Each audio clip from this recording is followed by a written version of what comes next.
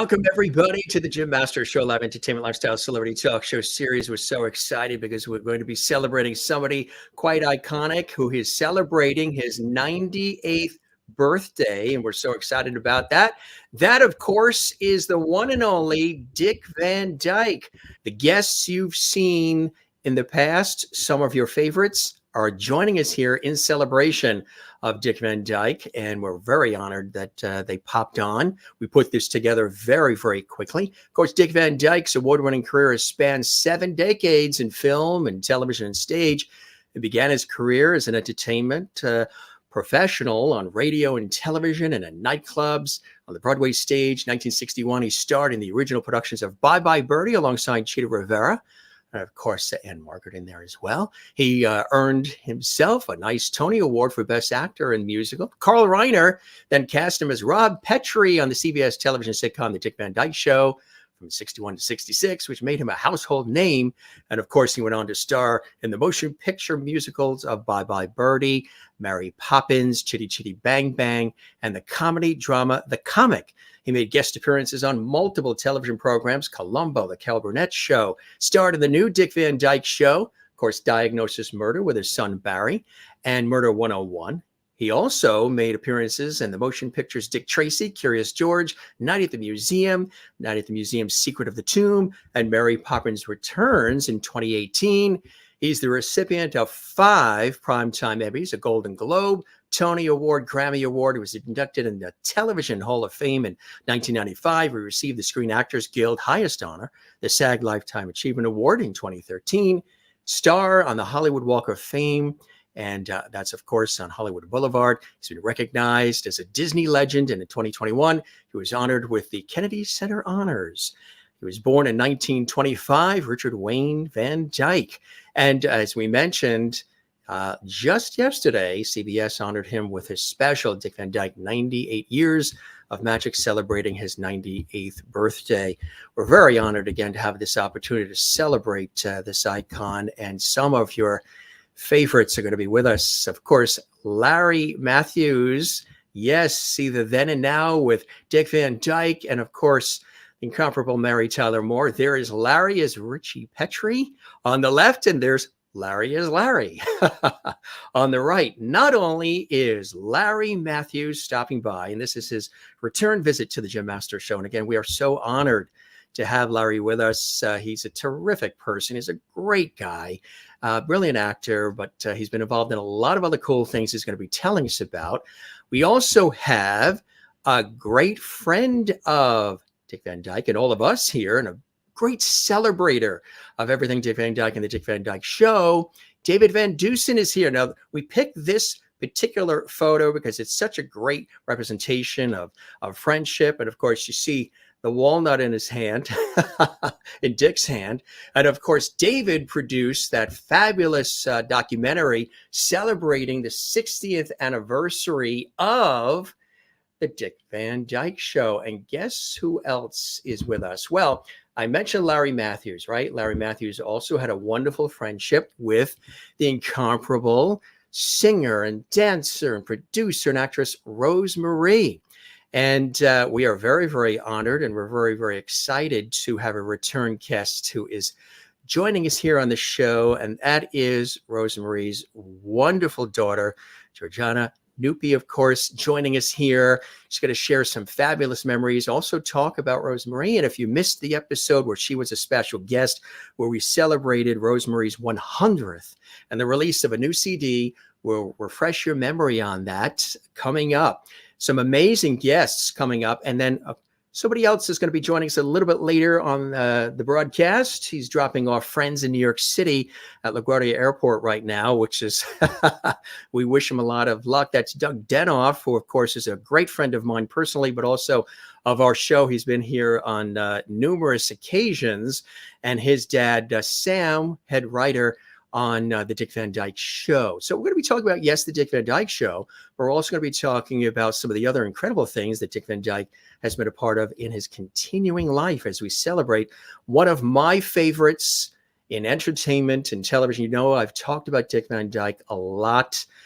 This, of course, from last night's fabulous celebration on CBS. And I actually was this close to interviewing Dick Van Dyke for a PBS special. And I was actually, a dear friend of mine is Tim Janis, the composer and producer. And I usually MC his concerts and have for years at Carnegie Hall. And he did a wonderful special. You may have seen it. It was actually in the movie theaters too. It's Buttons, yeah, with Dick Van Dyke and Angela Lansbury as well, and a whole cast. Jane Seymour and some of the others you saw last night on the special on CBS. My friend Tim, of course, the amazing producer and composer extraordinaire, did Buttons, the beautiful film, and there is Dick with Angela Lansbury, of course. And we were very close to an interview, but, for the special and for the DVD version, but he was called away. Dick was called away because at that time it was his 90th birthday and Disneyland called. And when Disney calls, you respond. So many great memories we're going to share with you here on the show. But first, I want to bring on our very, very special guests. Again, they're joining us from all over the country. You remember this familiar face and great friend of our show, Larry Mathews, is with us. Happy holidays and welcome back, Larry. It's an honor and a pleasure to have you here, my friend. Thanks, Jim. It's great to be here. Appreciate you having me on, and look forward to the next hour or so, having some fun reminiscing and talking about all kinds of good stuff, Dick Van Dyke. Absolutely, my friend. And of course, Noopy is here. Georgiana is here, daughter of Rosemary, and she's an incredible individual herself. She's very talented.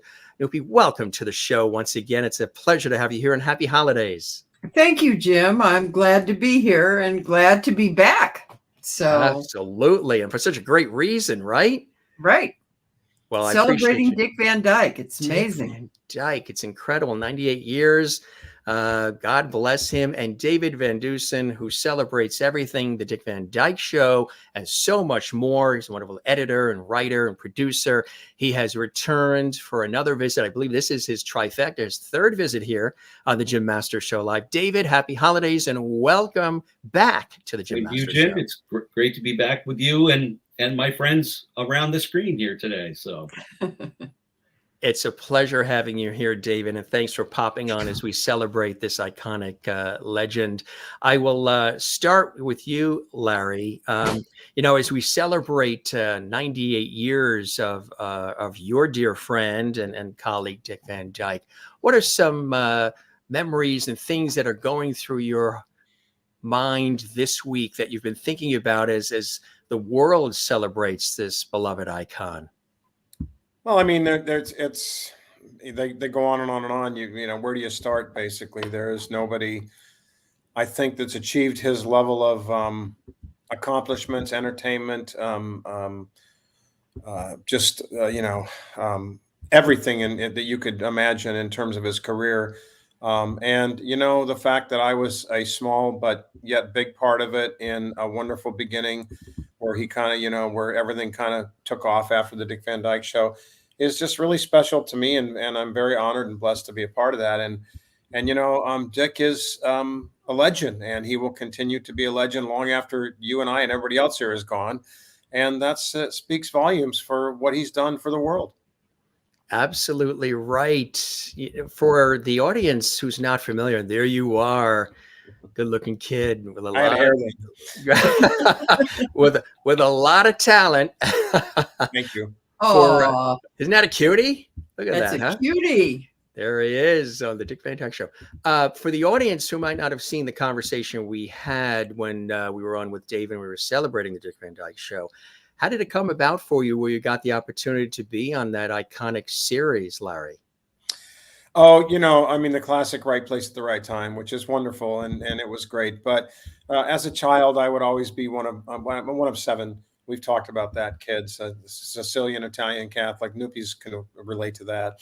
And I was always the one kind of out there being outgoing and being a ham and doing all the stuff. So the mailman, believe it or not, suggested that I take acting lessons from this woman, and I said, sure, that would be fun. So we did.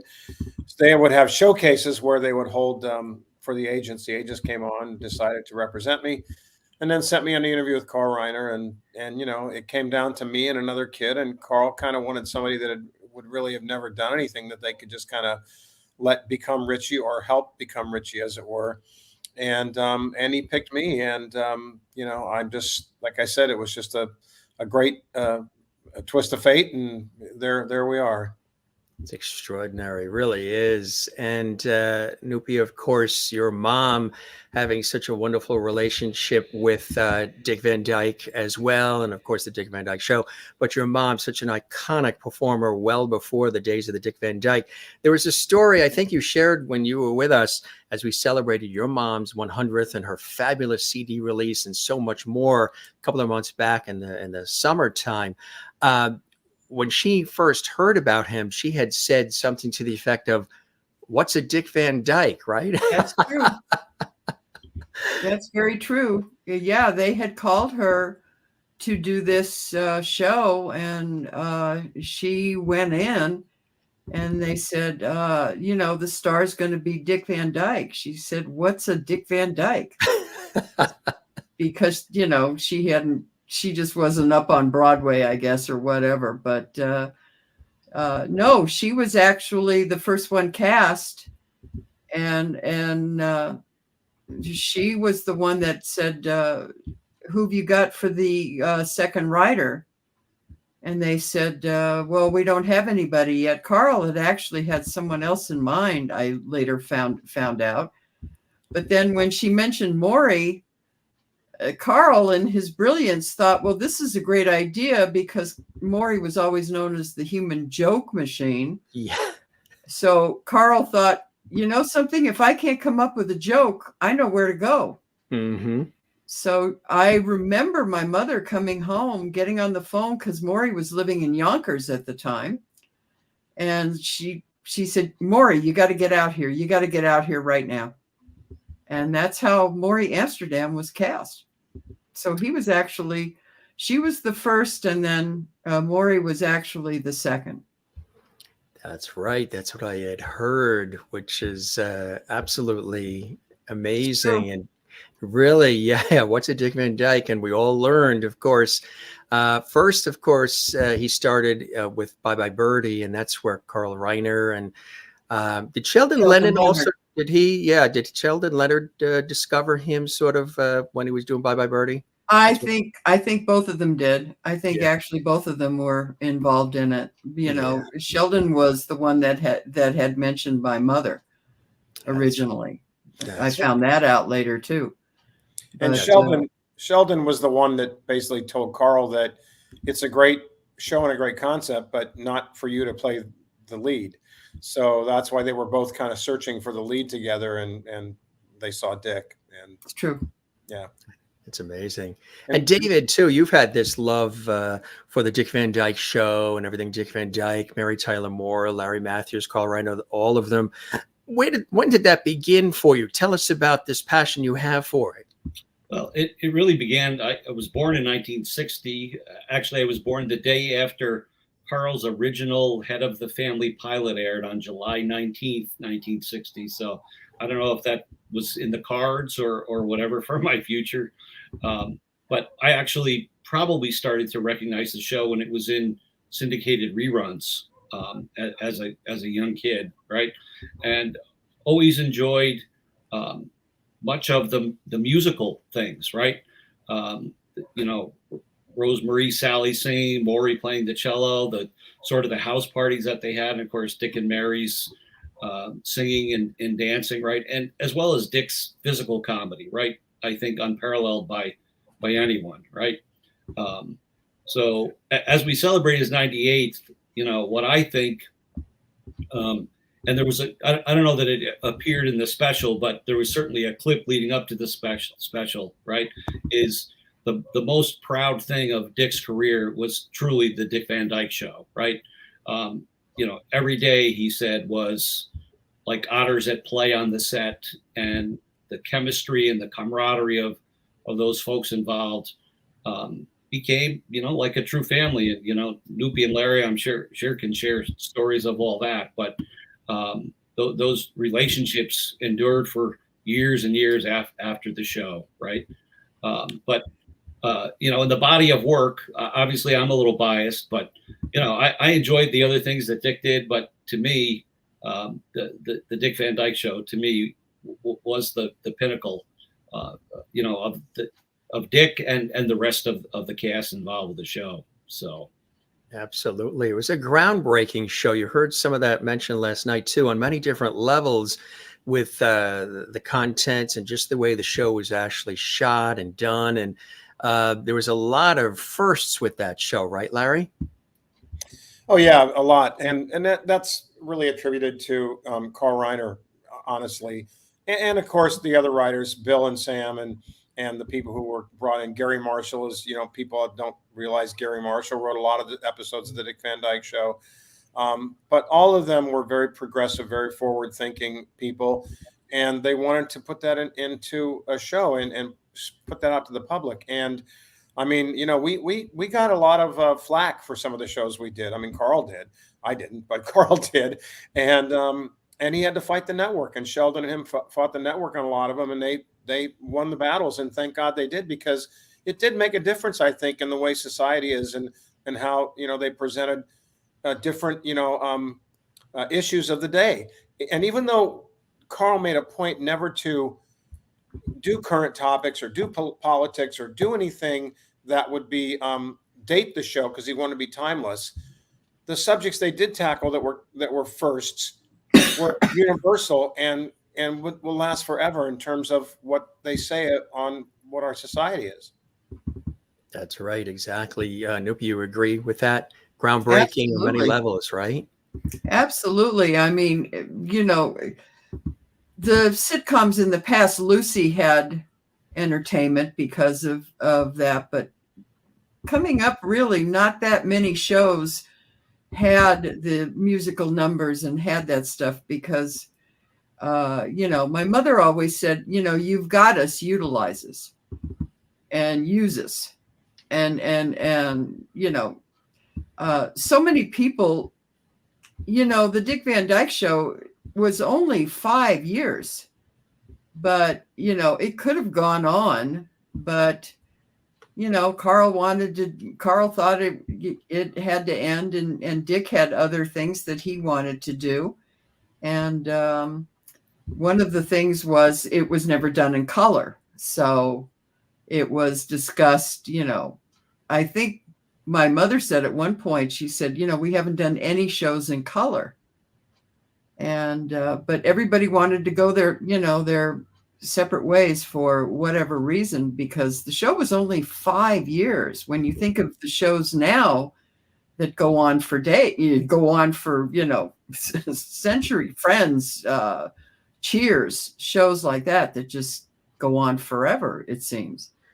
So it's a shame that it was only for 5 years. It really is. I think it could have gone on at least another 3 or 4. Larry, do you wish that it went on longer? Oh yeah, of course I do. I just had such fun. I mean, listen, as a kid, I was like in heaven. I was with a second family. I learned incredible stuff in the 5 years I was there from some of the most amazing people in the world, and in our business ever. And I was really sad when it ended, because at that age, I didn't understand that that's what happened in our industry, that you come together, you do projects, they go great, and they end, and everybody goes their own way and does other things, and that's what happens. And it was kind of, that was an interesting, tough kind of thing for me, but it was wonderful. And Noopy makes a huge point, which is 5 years and what it impacted on everything in terms of our business and our world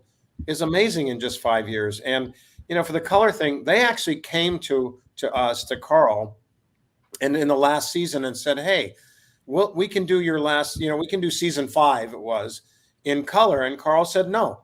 He goes, I don't want to change it now. It's the way it is. It's the way it's going to be, and I don't want to change any of that and make any kind of different. We want to go out the same way we came in, and that's what we're going to do. So it was there, but he just decided not to.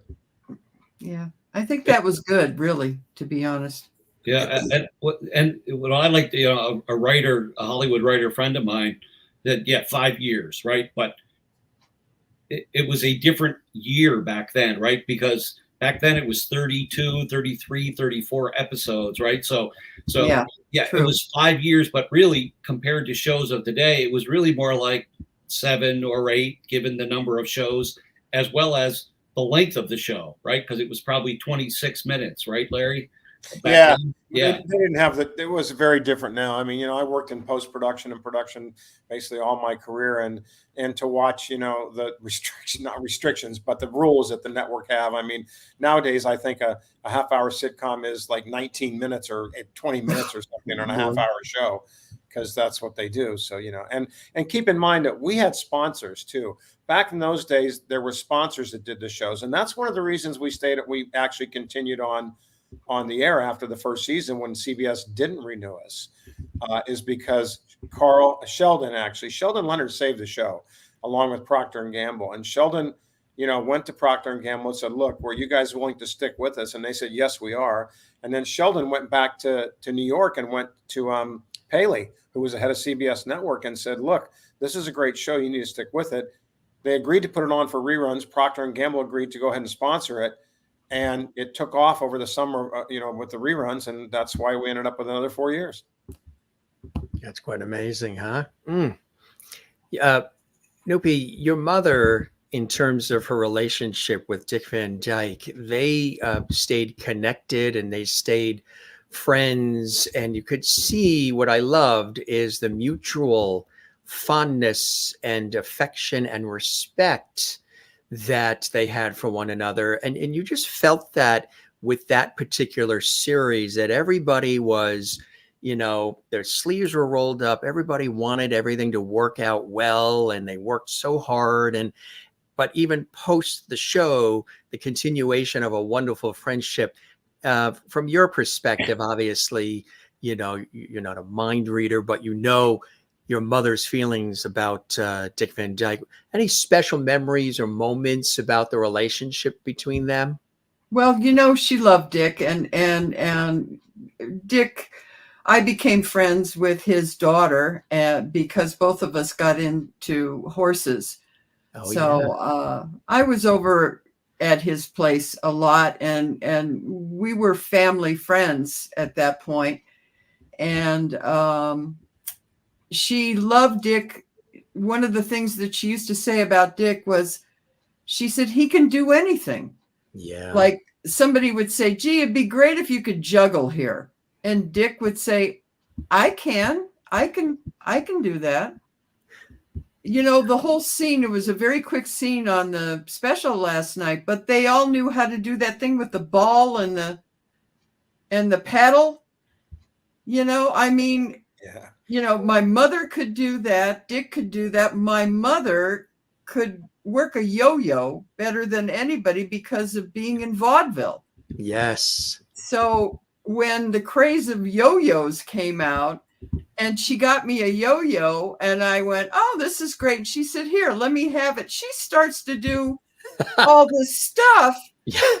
And I'm going, "You got to be kidding." And then she wound up bringing the yo-yo into the show, and she and Dick are over there with the yo-yo, just playing around, having a ball. Yeah. And she was amazed because of, she loved how talented Dick was. And so many people could see that. I mean, he just didn't come in and say lines and all that, because with her and Maury and everybody else, it gave him a chance to show really what he could do. The fact that, he was he could roll himself up in a ball, he was so agile. And it would say, "Well, gee, Dick, do you think you could do this thing with," there's one show which David will certainly know about, how he talks about comedy with the knife and all that. And all of that is timing and everything else. Dick said in my mother's documentary that he learned timing on that show, learned it from her and learned it from Maury. Yeah. Because he wasn't a comedian. He was, but he learned how to time a joke. And that's why when we released her documentary, and we called it Wait for Your Laugh, because the Dick Van Dyke Show was always shot in front of an audience. So Dick, for the first few episodes, would start to do the lines, and she'd stop him, and she'd say, wait, you got to wait for the laugh. Wait for the laugh. And she was telling him. So, and he hasn't forgotten that. He even states that in the documentary. He said he learned so much from that group that he just grew with it. And when he did Mary Poppins, I can remember my mother coming up and hugging him, saying, I'm so proud of you. This is so great. So it was a very close relationship. I was friends with his daughter, and it was extremely close. And he was family at that point. After the show ended, he was still family. Mm. By the way, Dick's not the only person that learned timing from Rosemary on that show. Yes. Okay? I'm Honestly, sure. Because, well, I mean, me. I mean, yeah. Because Rose and I were very, very close in a lot of ways. Again, way past the show, and in touch, and just because she was like an aunt and a mother all rolled into one. We to me. loved Larry's mother. We loved Larry's mother. They were family too. It truly was. And when I was a kid, and we were doing that, Rose was instrumental, and she would watch the scenes, and she would come up and say stuff to me like, give it a minute. They're going to have something here. People are going to react. So let that happen. I remember vividly. And Dick was the same way. Once he learned it, and Mary, they would also coach me on that as we went through the show, which was just an amazing learning experience of how to become a performer. And Noopy makes another great point. Dick is not a comedian. Dick will be the first one to tell you he wasn't a comedian. He's a performer. He was an entertainer. That's what Dick was. And yet being around Rose and Maury and Carl, oh my God, and the people, Jerry Paris, and that's what he learned, and just ran with that for 70 something years of his career. True. And he would say to Rosie and Maury, right? Is this funny? Are you sure it's funny? Right? Like there was a little bit of insecurity there, but then the scene would play, and the chemistry would work, and the scenes would run, and they would be funny, right? I get up and jump in the morning on the treadmill and put an episode of the Dick Van Dyke Show on, and I've seen the episodes how many times, right? And I know what's coming, and you still laugh because it's funny, right? Yeah. The delivery of the line, the look on the face, the exchange between Buddy and Sally. It's just, again, my bias shows through here, but this show just is something that endures, right? It's classic. Jim, to the point where we were talking about with the timing, and the three of those three people were so incredible together when you watch what they did and how they did it and how they pulled it off. And a lot of that, as the show developed through its first year, because of really Rosemary and Maury, and then bringing Dick along, letting Dick understand that, and then Dick picking it up instantly and just excelling at it. A lot of that stuff you see in the show was not scripted. They would just go off and do stuff, and Carl would just go, yeah, go. Or John Rich, yes, go, just do it. John would say it all the time. They would think of things, and they would just say, well, this and this, as they were rehearsing, and John would go, yeah, put it in. It's great. And it wasn't in a script, but that's how brilliant they were, really, all together as a unit, really.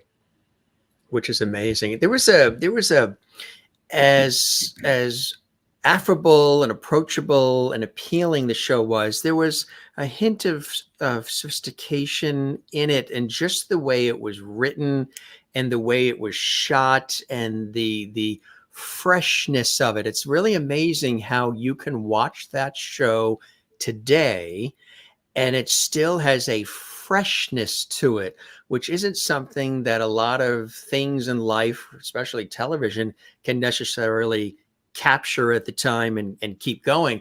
There's just a relevance, a relatability, and and a freshness to it even when you watch it today. Well, Carl had made the statement he never wanted to date the show.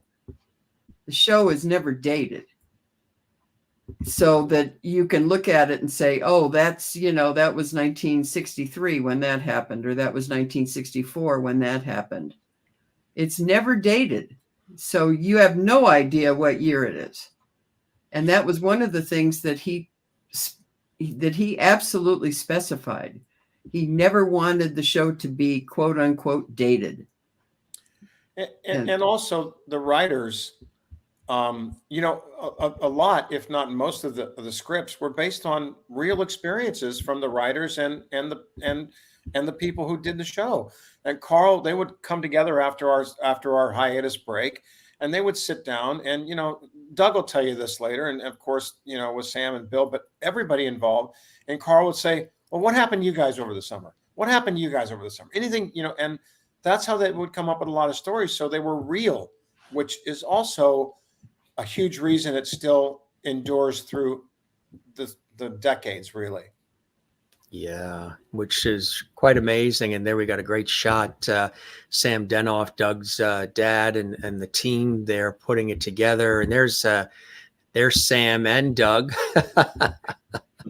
That's Doug had sent that along as well, and there they are today. And of course, Sam Denoff, responsible for writing a lot of incredible material and being involved in so many iconic shows of the day. And there's Doug with Dick Van Dyke and the Other Woman. Remember that? Yeah, that was terrific as well. And of course, then there was the new Dick Van Dyke Show, but that one didn't, with Hope Lang, and that one didn't necessarily resonate with people, I guess, in the same way as the original, right? David can probably. Yeah, I think David can answer to that. Yeah, I think you're right. I think part of that was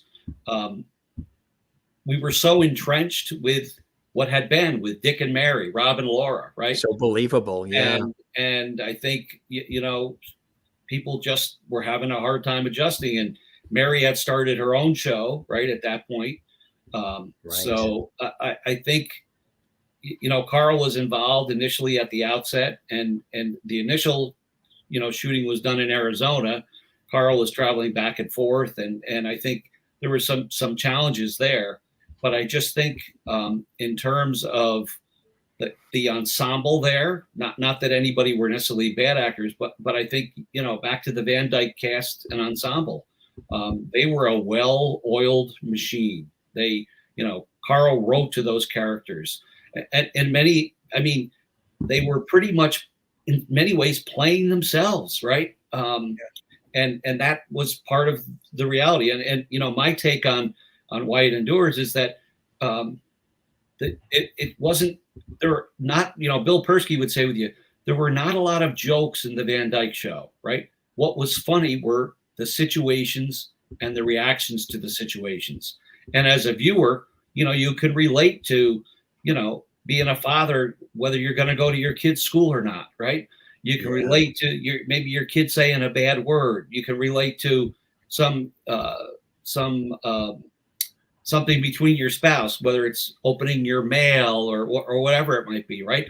Those are all situations, as Larry points out, that were real, that as people are relatable. And that's why it remains, right? And that's why people accept it and enjoy it, because it's something you could see yourself in.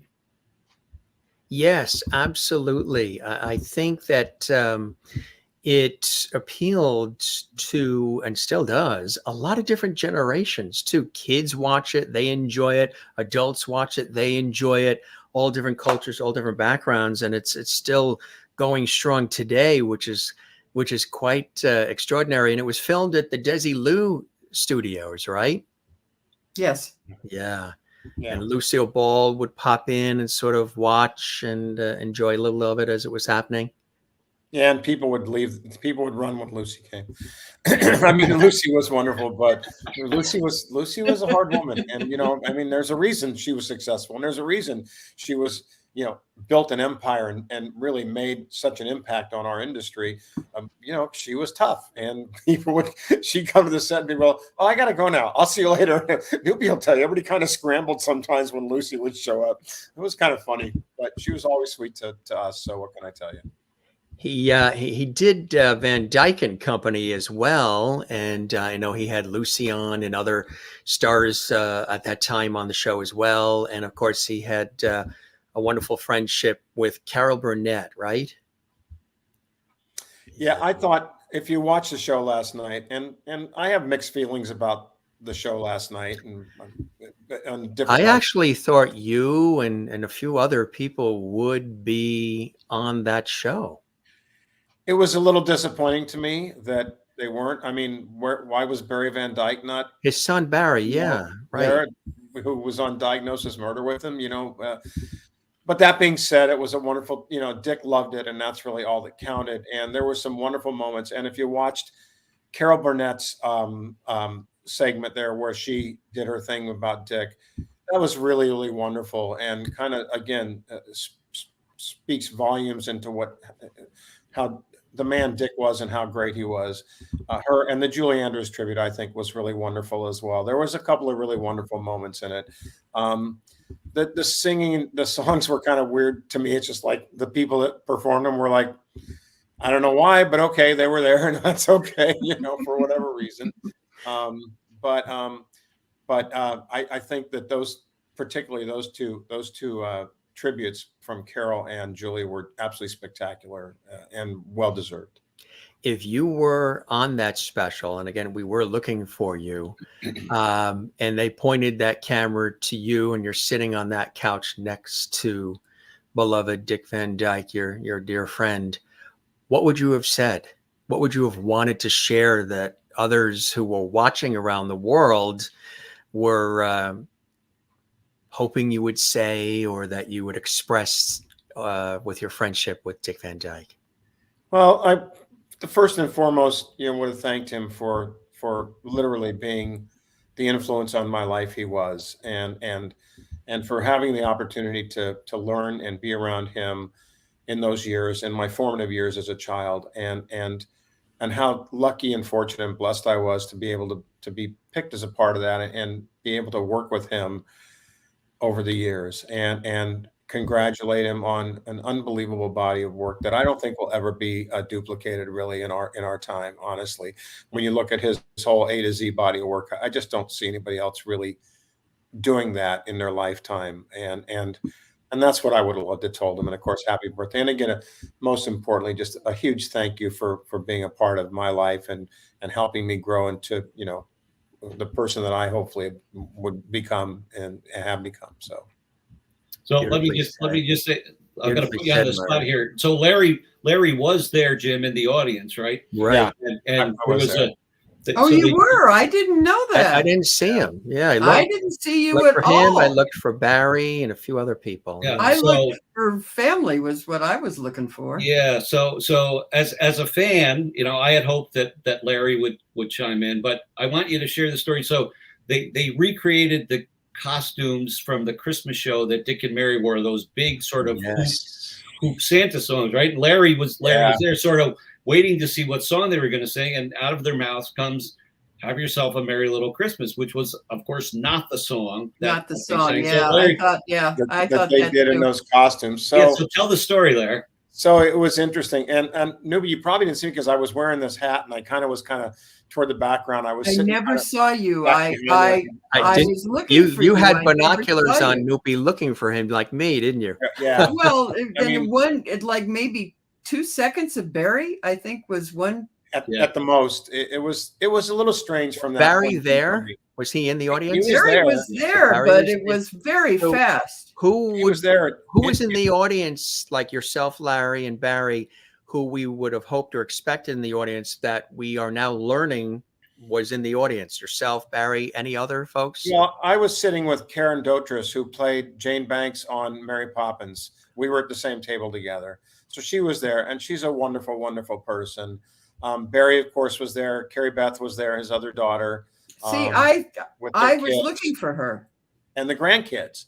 but they didn't really show them very much, And then of course, it was a lot of people that were family friends of the people who were entertaining that night, which, didn't really have a lot to do with the Dick Van Dyke Show, but that's kind of what they decided to do, which is fine. And Barry was funny because, and I'm, Barry might not want this to be known. I'm sorry if I speak out of turn, but when he first got there, they wouldn't even let him backstage to see his dad. And it was like, and they were telling him, no, I'm sorry, we can't, we're full. And Barry said, but for the family. And they finally went, yeah, well, and Dick said, let my son come back. So it was kind of weird, but back to what David was talking about. So they came out in the costumes that Dick and Mary did the number dressed as the Santas on the Christmas show, which is one of my favorite numbers ever, ever, ever. Sam Denoff wrote it, by the way. It was called, I Think That I Have Everything But You. And they came out, and as they were doing this thing and getting ready to tape the segment with the two girls there, Dick was kind of standing up from his little booth there where he was sitting most of the night and kind of stretching, and he looked and he said, does anybody know the song they did when we were dressed in those costumes? And I got up and I sang him a verse of it. And he was like, that's it. And at the end, he turned around and he goes, see, my son remembers, he said. So what was the verse that you sang, Larry? You got a voice like Louis Armstrong and your actors are uncouth. And I think there's not enough gold. You have to hardly fill a tooth. Though your talents may be empty, your pockets may be empty, and your talents may be few. I think that I'd have everything if I had you. And Dick was like, wow, he was blown away. So that was kind of cool. That is cool. And it's great that you did that too. Yeah. And I think everybody around there, they just kind of looked like, what was that? Because what was that? It was kind of, again, it was a great tribute to him because it encompassed an amazing body of work. And I love that. Absolutely. Yeah. Doug Denoff is here as well. Doug, can you hear us? I hear you fine. I'm sorry. I'm in my car, so I've got the camera off. But it's so nice to hear and see you all. Hi, Doug. It's so nice to hear you as well. We were showing some wonderful photos of you and your dad over the years as well. And as we're celebrating Dick Van Dyke, Larry just mentioned and had a wonderful statement as far as, his wonderful feelings about Dick Van Dyke and David Van Dusen and, of course, Noopy. If you were on that special last night, Doug, what would be the words you would say seated on that couch next to Dick Van Dyke? Oh, boy. Okay. I think probably something I said to him in LA a long time ago. We had gone to a reading of a musical, and he was supposed to eventually be cast in a role of the Sandman. And, we thought he'd do a soft shoe. And I said, Dick, you are so beloved in this world for everything that you've ever done and every role that you've ever played. I mean, there's a question after that, but that's probably what I would say to him is just, and he continues to be inspiring in his sprightly, 98 years of dancing around and still being joyous in life. It's just amazing. We should all be so blessed and so lucky and so happy to be alive. Absolutely. Beautifully said, my friend. And for those watching who aren't familiar with your father's involvement with Dick Van Dyke. Hang up. You have no business being here. Do you have to put another quarter in the...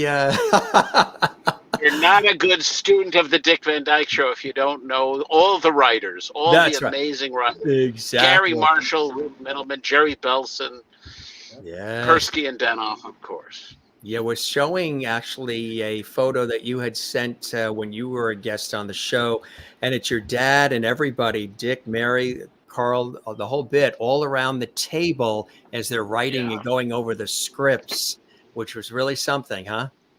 Yeah, I remember sometimes when I'd visit Dad, it wasn't on show day. It was, early in the week when they do the first read-throughs of the scripts and sit in those folding aluminum chairs like you'd have on your patio around your pool and read through the scripts. And of course, everyone was smoking and drinking coffee and being brilliant. And, you know, it was on the small scale, like the writer's room on your show of shows, where Carl and Larry Gelbart, Neil Simon all got their hit in, which is the show that inspired the story of Rob Petrie commuting to Manhattan to write on the Alan Brady Show.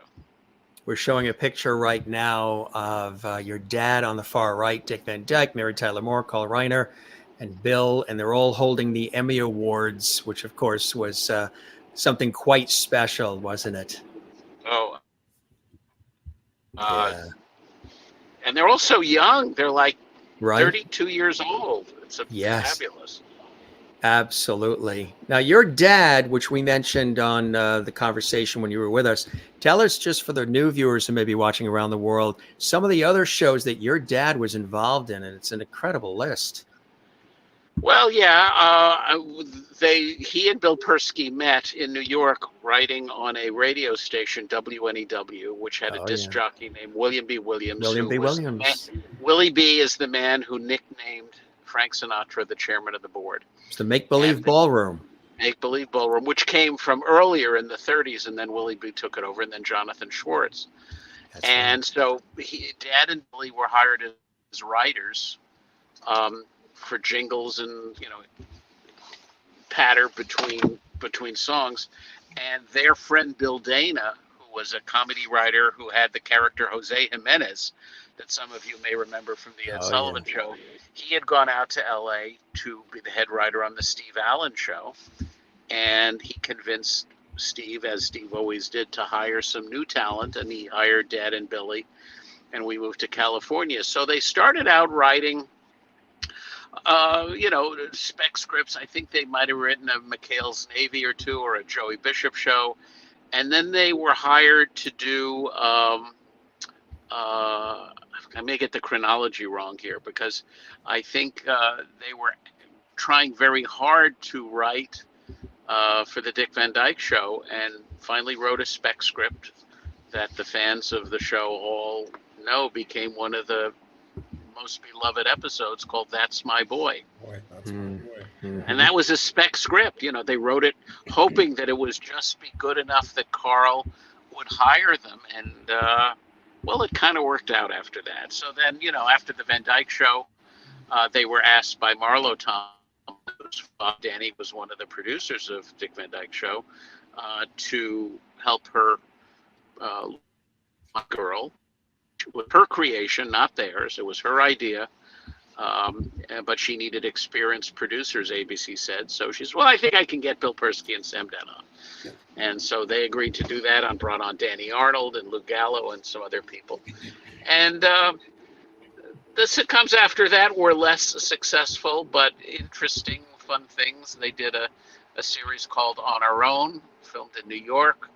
They did with Dixie Carter. Later,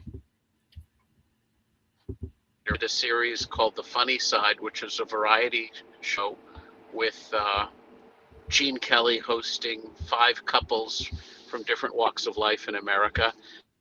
A married couple was played by Michael Lembeck and a young actress named Cindy Williams, before she went on to do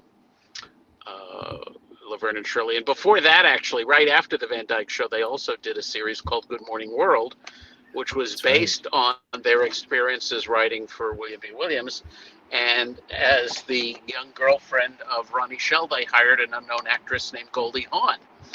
And that became her first job, which led to her being on Laugh-In and movies and being just an amazing amazing actor today. So they had a good time, and they were lucky. It was in sort of a golden age of great writing. And of course, you know, we're in the company of so many other brilliant writers that, you know, went on, like Gary Marshall, to be a brilliant film director and a beloved person. And it was lovely.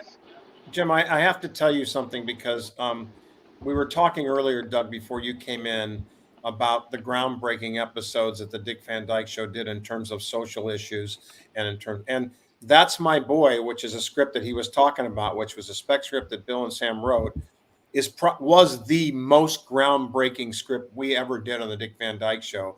Because as you all remember, most of the fans remember, that was when Rob thought they had switched the babies at the hospital. Yes. And they invited the people they thought they switched the baby over, and in walked Greg Morris and his wife, which is a black couple.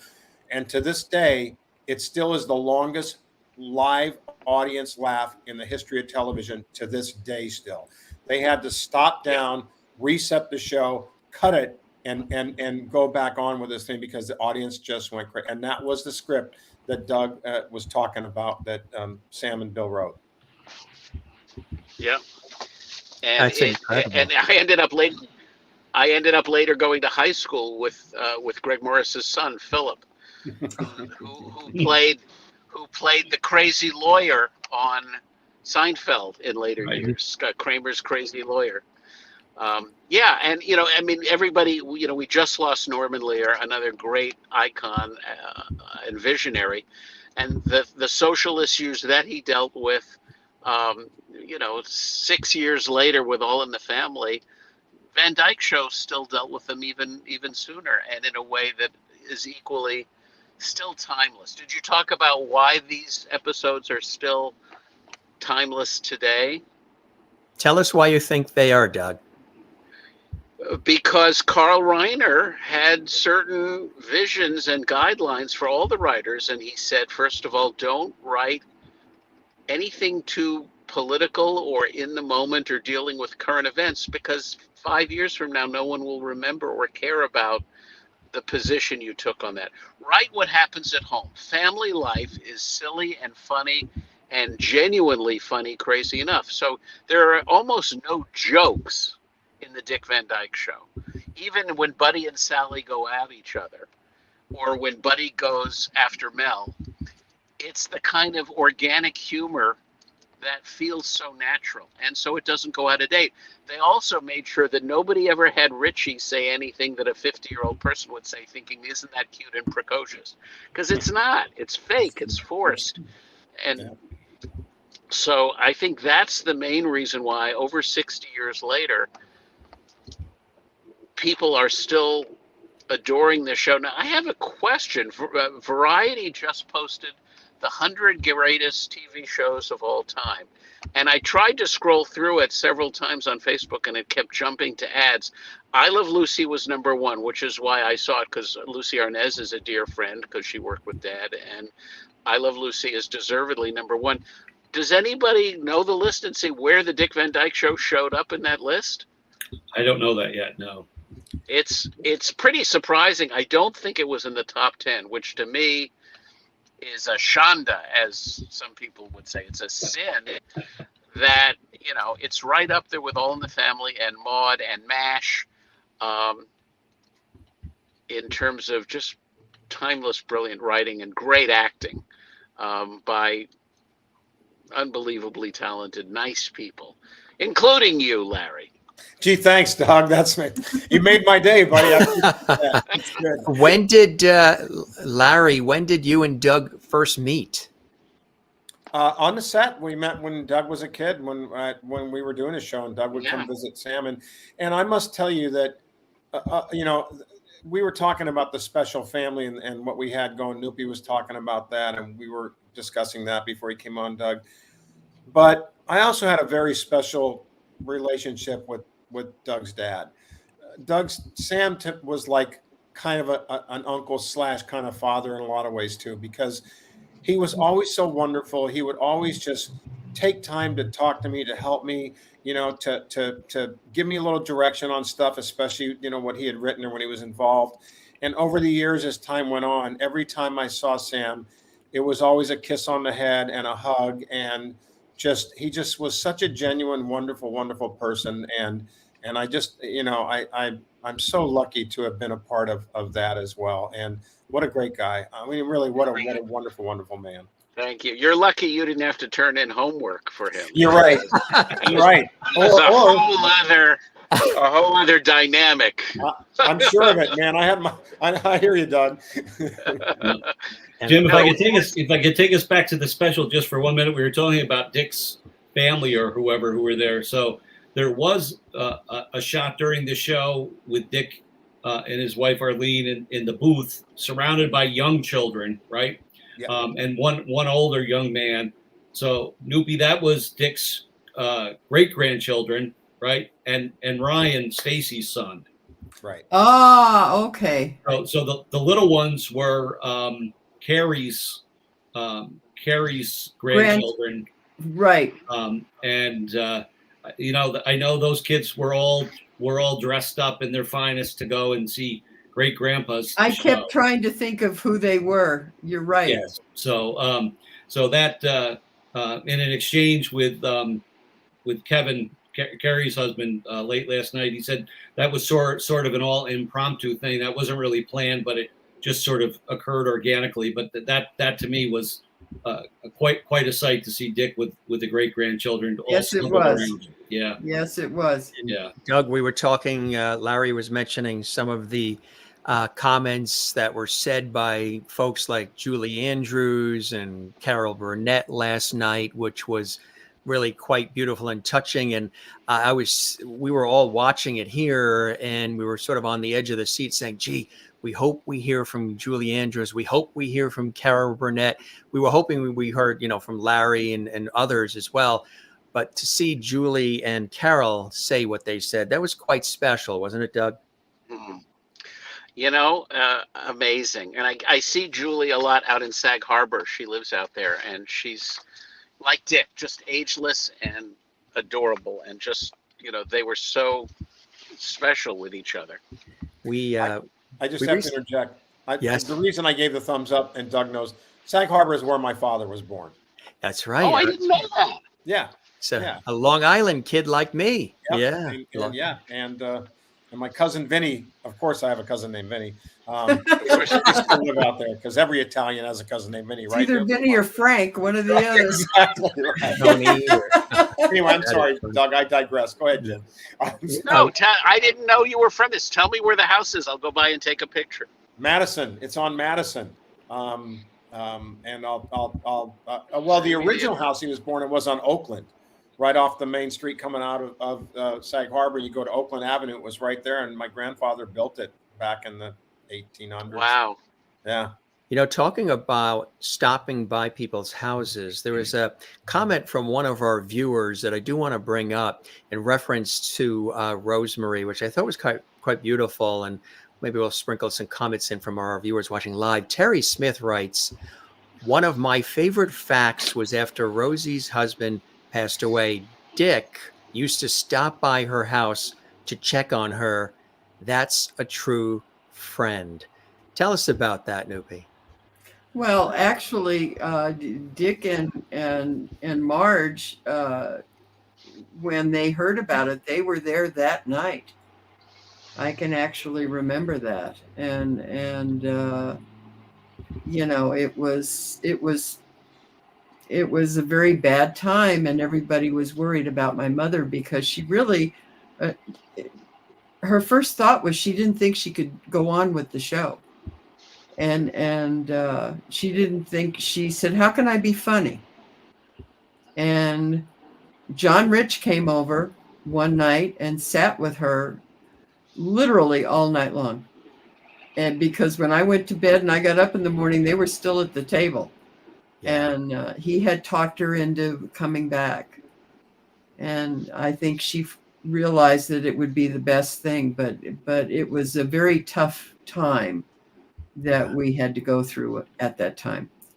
And but they were right there. People like Dick and Maury and Larry's parent, Larry's mom and everything came over with cookies. I can even remember that. Yeah. And it was a time that it was family. It was family that brought it together, and because she was in a major depression. It was very, very hard on her because they had a great marriage. And it was, he was only 48 years old. So oh my God. It was but yes, I think everybody from the show pitched in and was there, and it was a family. It was what a family would do when someone passes like that.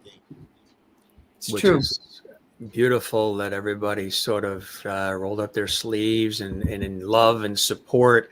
That's something very, very special. And, I know a lot of people would think, gee, are the folks that we see on television and film, on stage singing, what have you, are they like that in real life? Are they as friendly, as jovial, as kind, as passionate? And through my work over the years on television and radio, I've had an opportunity to meet a lot of fabulous people, and many of them, fortunately, matched exactly what you would hope. Carol Burnett, Florence Henderson, others. For those watching who are wondering, gee, is Dick Van Dyke really similar to what we have always seen and loved and admired about him? Larry, what would you say? Oh yeah, I think absolutely.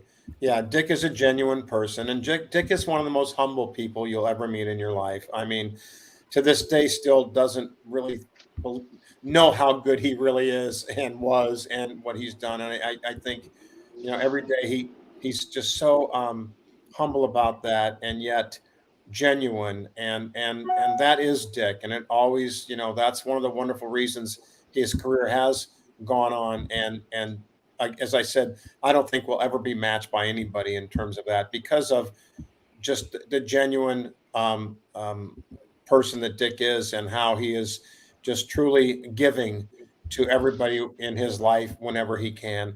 And one thing I must say, and we kind of, when Doug jumped on, we were talking about it, about the special last night. The most important thing, regardless of how, we wish certain things would have been, would have not been, whatever, the most important thing of everything was Dick just was so thrilled, and he loved it, and he was moved, and you could see it at the end. Yes. Really, that's all that counts, is that it was a moment that Right. he loved and Yes. appreciated. And then that's the bottom line, really, of everything. You could He deserves see, it. you could tell he was crying. He was up cheering everybody. He was dancing. It was really something thrilling to see all the love, all the magic coming back to him. It was just very touching and moving and beautiful, I would say. That was a great thing to point out, Larry. I'd like to answer your other question, because as I sit here today, I'm the outsider to this group, right? So, Not really. I Come don't on. Sorry, you're one Well- of the friends now, David. well, but that's my point, right? So Right, when I started my publication, about the show, right, I was an unknown commodity to all of these folks, and what I would say now is, yes, these are treasured friends, right?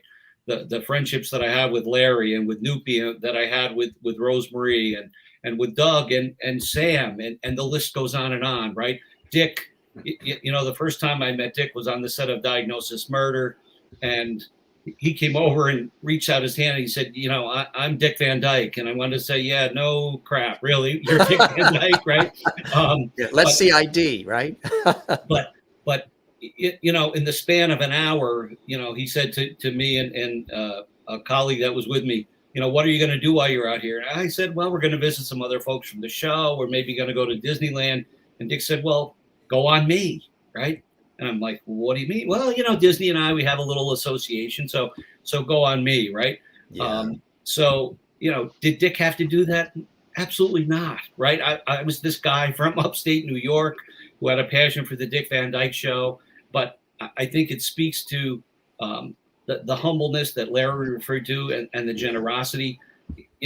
He's just a nice guy. But I'll say the same thing about Larry, and I'll say the same thing about Rosemarie, who would call me on my birthday and bust my chops and say, I'll tell this story, Noopy. I don't even know if you know this yet, but one time she called and she said, I learned that it was your birthday. I didn't know that. Why didn't you tell me? And I said, well, you just don't, like, what am I going to say? Oh, it's my birthday because I want you to send me a gift. She said, I was thinking about getting a special gift, but I don't know what I'm going to do. Well, about 10 days later, this package arrived and I opened it up, and it was a plastic tea set painted silver. So the phone rang because she knew that I should have probably have received it by then. And she said, "Did you get my special gift?" She said, "I thought we could have tea in the special silver tea set that I sent you just to jam me, right?" And she had gone out and bought this and gotten somebody to paint it. It was pink, right? Yeah. Guess who? Right? That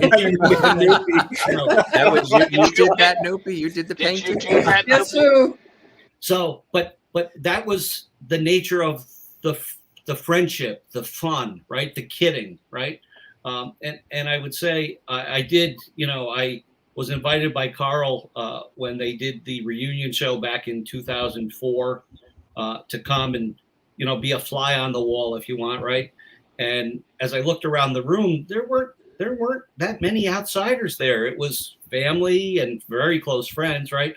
And it was at that point that it hit me, right? I'm not an outsider here anymore. I'm sort of been embraced as a part of the extended Dick Van Dyke Show family. And that continues today with friendships with Larry and Noopy and Doug and so many others from the show, right? So it leaves you shaking as a fan of the show to think what you started with and where you've come and after all these years. But, I'm so pleased to be in the company of these folks and to celebrate, with all of them, Dick's contribution to our entertainment history. Just amazing. Somebody else was a recent guest on our show, and during the conversation, because of the connection with Bye Bye Birdie and other things, I asked her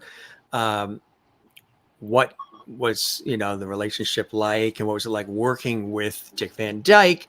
And it was Ann-Margret. She was a guest on our show last week, and she had this quick little comment. This is Ann-Margret. What was it like, since it's the week they're celebrating him, what was it like working with Dick Van Dyke? Well, I mean, he's such a talented gentleman. He has always been. Yeah. Just top. Yeah. Top gun. Yeah.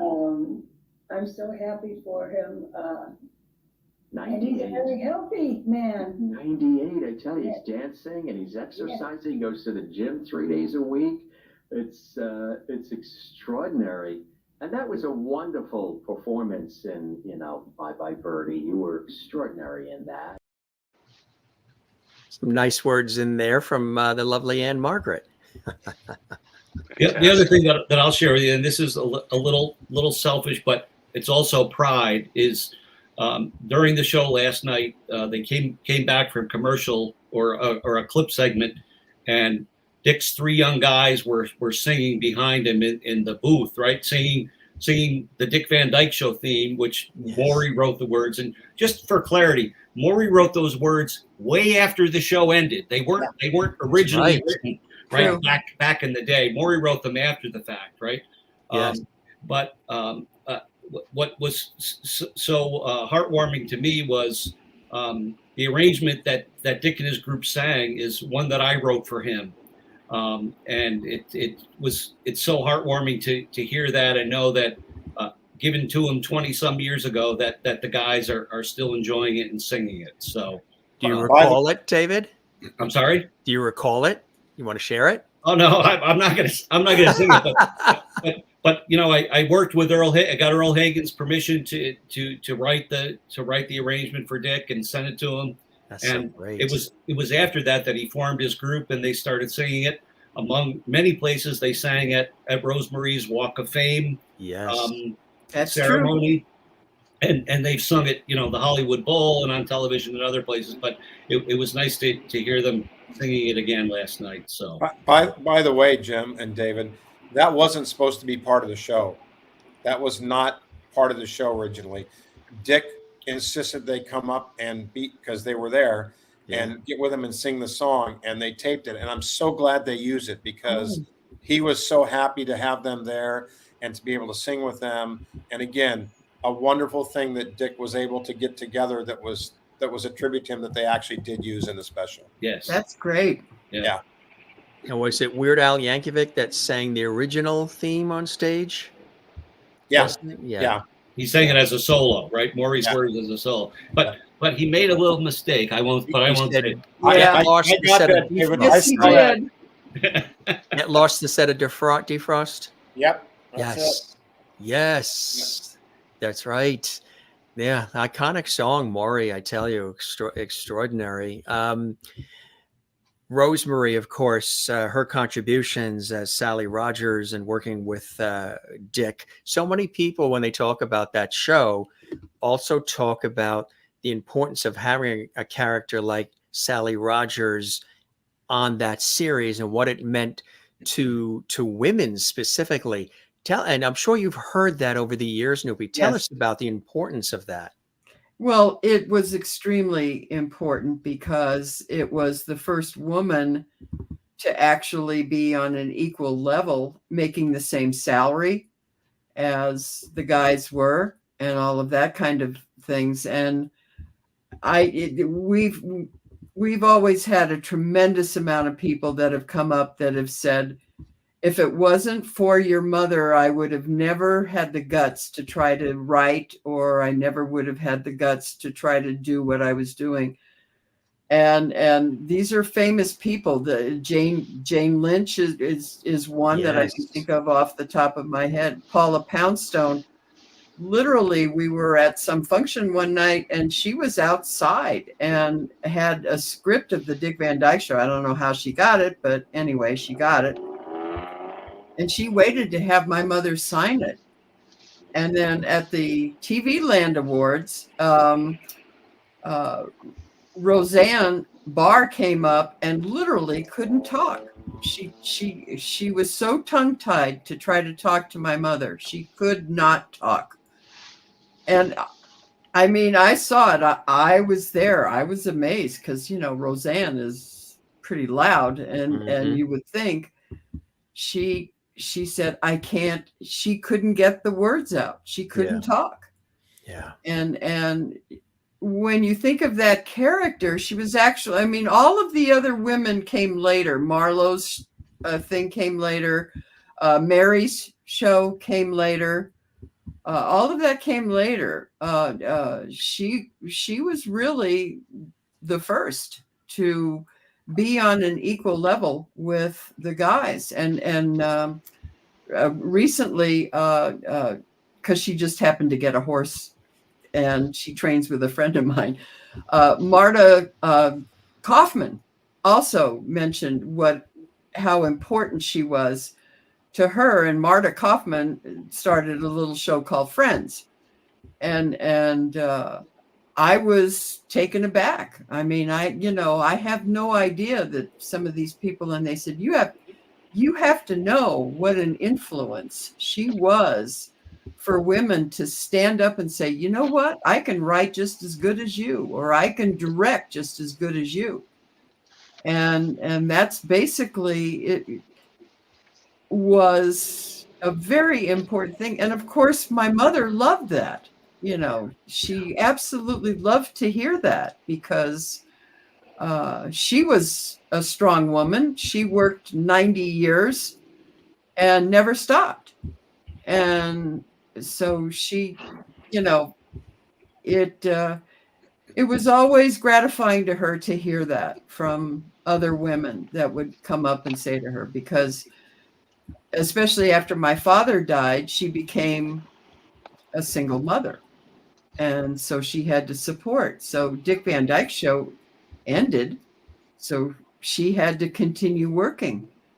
And she did. And what do you, if your mother was standing there next to Larry or sitting on that couch with Larry, she'd be hugging Larry. She would be, yes, absolutely. What do you think? What do you think she would have said to Dick Van Dyke? Oh, gosh. Boy, that's, you know, my mother had her own words. That's true. But she probably would have thanked him for everything. And you know, she loved Dick. And the thing that Dick never got mad, never got upset, never, you know, he never had a temper. You never saw a temper with Dick Van Dyke. and I think she would just hug him and look at him as like her son. You know, I mean, she was that kind of a thing. She was very affectionate with people like that, and she absolutely adored him, and she loved him for his talent. She always admired talent, and she, you know, I think when they were doing the show and she saw all that Dick could do and everything, she just loved him for that. And plus, he was a great guy. I mean, if somebody had a problem or something, you didn't ask Dick to do it, because Dick was, I think she called him the Tower of Jello or something at one point, because he never wanted to get into an argument, never wanted to do anything. You know, he never got mad, never got upset. And he was that way at home. I mean, you know, lots of times I was at the house there, and he was always up, happy, bright, this, that. Any business that had to be done at the house was done by his wife at the time, Marge. She was the rock, and she was the one that was in control. So, yeah. And that's just him. Yeah. You know, he just never made waves. He never, well, Dick, do you think you can go over there? You think yeah, okay. Yeah. And I think she loved him for that. And she always loved talent. She really did. And I could see her saying almost at the end, turning to the camera next to Dick with Larry on the other side, and now I know what a Dick Van Dyke really is. You'd probably say that. She might have, with her dry Larry, wit and her delivery. And, and Christmas time, we exchanged gifts. I can still remember that. And it was a family, and she, she loved Dick. She really did. And when she was playing in theater after Dick Van Dyke Show ended, Dick drove to Anaheim to see her do Call Me Madam, for God's sakes. Yes, right. So, that's how close everybody was. It really was. It's not a cliche. It really isn't. It was true. And isn't it true? They stayed close. The family stayed close for decades after. Whereas some shows, they do the thing, even Friends, and then, maybe they don't keep as close a contact. That's true, yeah. As this family did. Yeah, everybody and still does. And then the next generation, and then the next generation after us, hopefully will keep doing that. When we previewed my mother's documentary, Dick and Carl were there. Yeah. And Larry was there. Yeah. It's interesting. We talk about the beauty of Dick, of the cast, of Carl, of everybody, that the family that Noopy was just and Doug were just relating to. It was one of those things where we might not see each other for a long, especially with me, because being the kid, I wouldn't see them as regularly, except Rosemary I would, because we have the same birthday and we talk all the time, and we, like you said, exchange gifts and all this stuff during the year. But it could be 4, 5, 6 years when we didn't see each other, and then when we did see each other, it was like time had stood still and nothing had changed. Yeah, nothing had changed. Everybody was all the same. It was just beautiful. When we did the Revisited show in 2004, and we went to the first reading, and some of the folks hadn't seen each other for quite a while, and we got around that table for the first reading, and it was like nothing had changed. It was, everybody went right into the exact same love and character and camaraderie and friendship. It was timeless, and that speaks so much of the people that were involved in that show. Starting right from the top of Sheldon and Carl all the way down to everybody involved with it. And Doug, it's interesting. I wanted to say this, Jim, if we have a minute, I could say. Yeah, absolutely. Of Sam Denoff.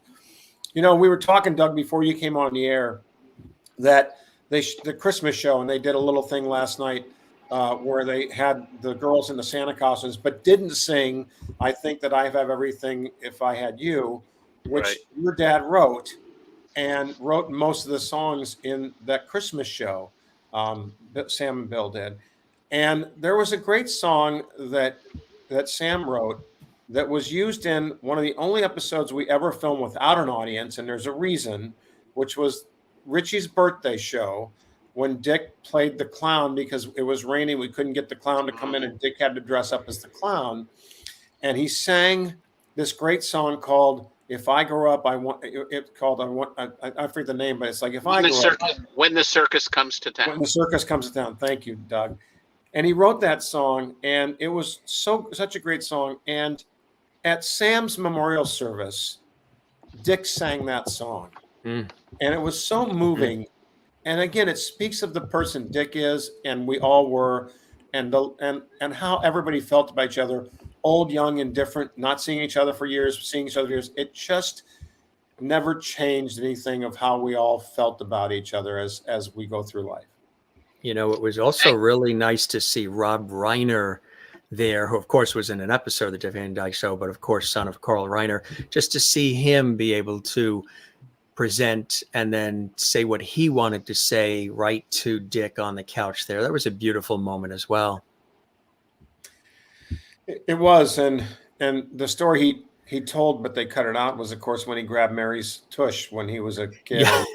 Got in trouble from Carl, but Carl kind of gave him that kind of winky kind of, hey, don't do that again. But okay, that was fun too. Listen, I think Rob's sentiments though were reflective of the how many years of friendship between Carl and Dick, right? I mean, it was just so apparent how Dick remembered with such fondness his friendship with Carl, and again, for years and years, long after the show, right? Yes, absolutely. We're showing a picture right now on the screen for Doug to know of Dick Van Dyke, Carl Reiner, Mel Brooks, and Norman Lear together. Really extraordinary. Remember, wasn't it, did Carl say that he would get up in the morning, look at the obituaries, and if he wasn't in it, he'd have breakfast? That's where that photo is from. Yeah, the premiere of that film. Yeah. That is, I mean, just looking at that and the friendship amongst all of them, and with Dick and Mel, fortunately, still with us. God bless them both.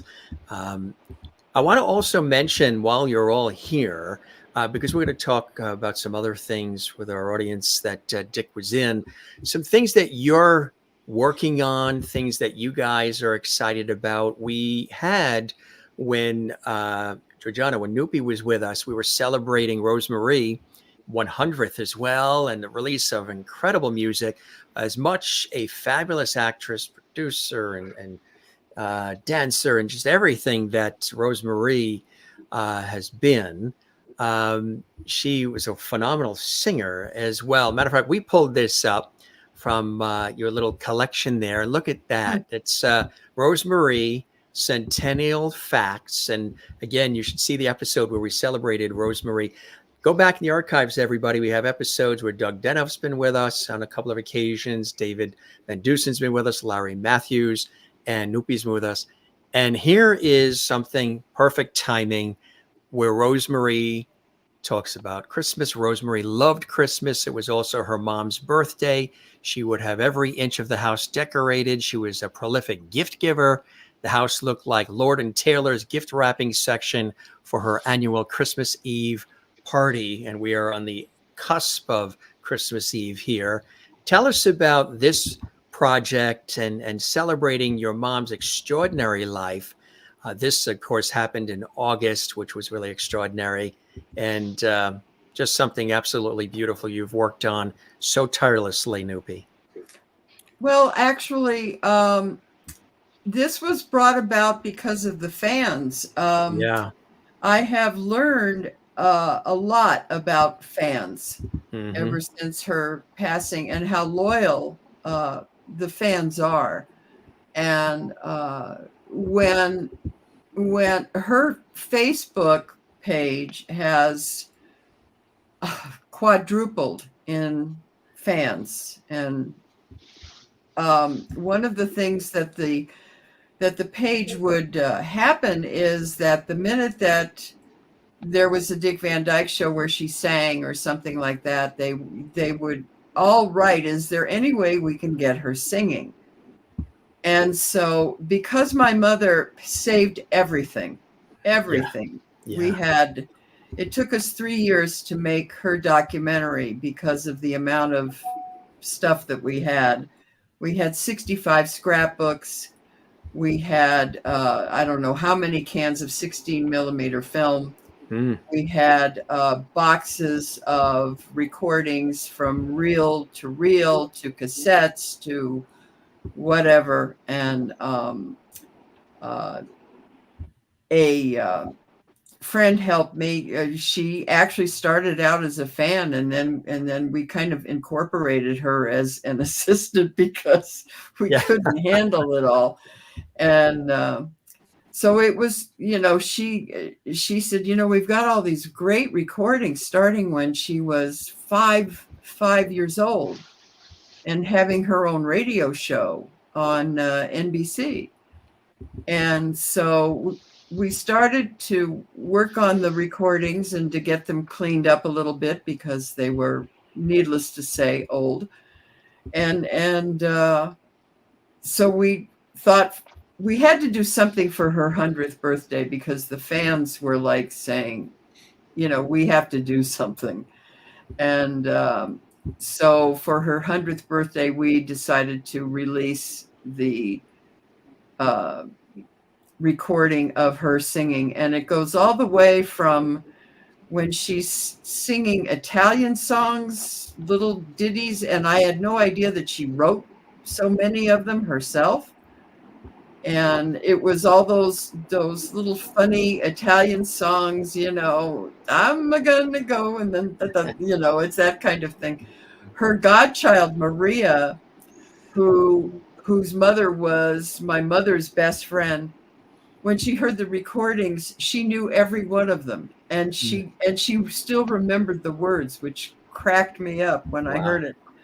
But it goes all the way up to we have 23 recordings, and it starts when she's a child, and it goes all the way up, including one of the songs that she sang after my father passed away.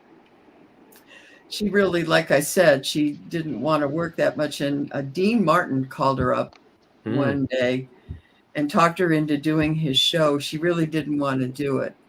And he said that he would, that he wanted her to sing. And she said, because she played nightclubs, she opened Las Vegas. I mean, she has a career that goes on, And so long story short, he told her that she could pick out the song and he would have it arranged. And, so she picked out the song Little Girl Blue, and it's a touching song, and she sang it on his show, and he sat there with her and held her hand because he knew it was going to be tough for her. And that recording is on that CD.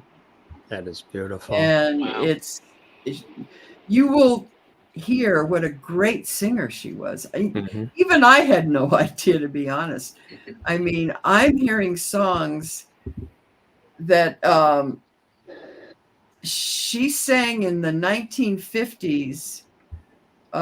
It's 2:45, and she sings it straight, And when I first heard it, I said, wait a minute, she sang this in the 50s? No woman's going to sing. It's 2:45. There's no one in the place except you and me. And she sang it straight ahead. And it's unreal. So again, a woman singing a song in the 50s. Yeah. It's groundbreaking. Remarkable. So there's some great things on there. There really is. Her fans love it already. Her fans have already gotten it. And I have one lady that wrote me, and she said, she plays it all day long while she's cleaning her house. So, okay, great. It really is amazing, and congratulations on putting that It was a together. lot of work, but A lot of work, but Yeah. very lovingly done. I want to make mention too, of course, for those watching, we know, of course, Bye Bye Birdie was instrumental with Dick Van Dyke, and Mary Poppins, of course, with Julie Andrews. This is so beloved, and so many people still. And of course, Mary Poppins Returns. He had an opportunity to be in that as well. Who does not remember Chitty Chitty Bang Bang? Another fantastic one. And last night, of course, they had a lot of the music from a lot of these. But do you remember Dick Van Dyke and Fitzwilly? My husband's favorite movie. Fitzwilly, right? Oh my God, he loves that. It was fantastic, right? By the way, during the special last night, they were showing Fitzwilly on Turner Classic Movies. Yes, they were, because I kept going back and forth watching both of them at the same time. And I don't doubt that, like Me TV or there's a new one called Catchy TV or something, where they probably were doing, lots of Dick Van Dyke reruns, and Fitzwilly, and of course, how about Lieutenant Robin Crusoe? Movie. That was another great one. And the comic, these are all Dick Van Dyke. We're just scratching the surface on a few of them here for everybody's memory. Never a Dull Moment as well. How about Divorce American Style? That was another terrific one. And also he was, of course, in with his son, this great series, which ended up on Hallmark, but originally was on CBS, Diagnosis Murder. And the Fantastics, his fantastic group, there's one of his albums. This is terrific that he does this, and he still sings and performs with the gang today. And there he is dancing with his lovely wife, Arlene. He works out, 3 times a week, Dick Van Dyke. He's fit as a fiddle. Extraordinary. You guys have heard the Fantastics with Dick Van Dyke, right? Oh yeah. It's cool, huh?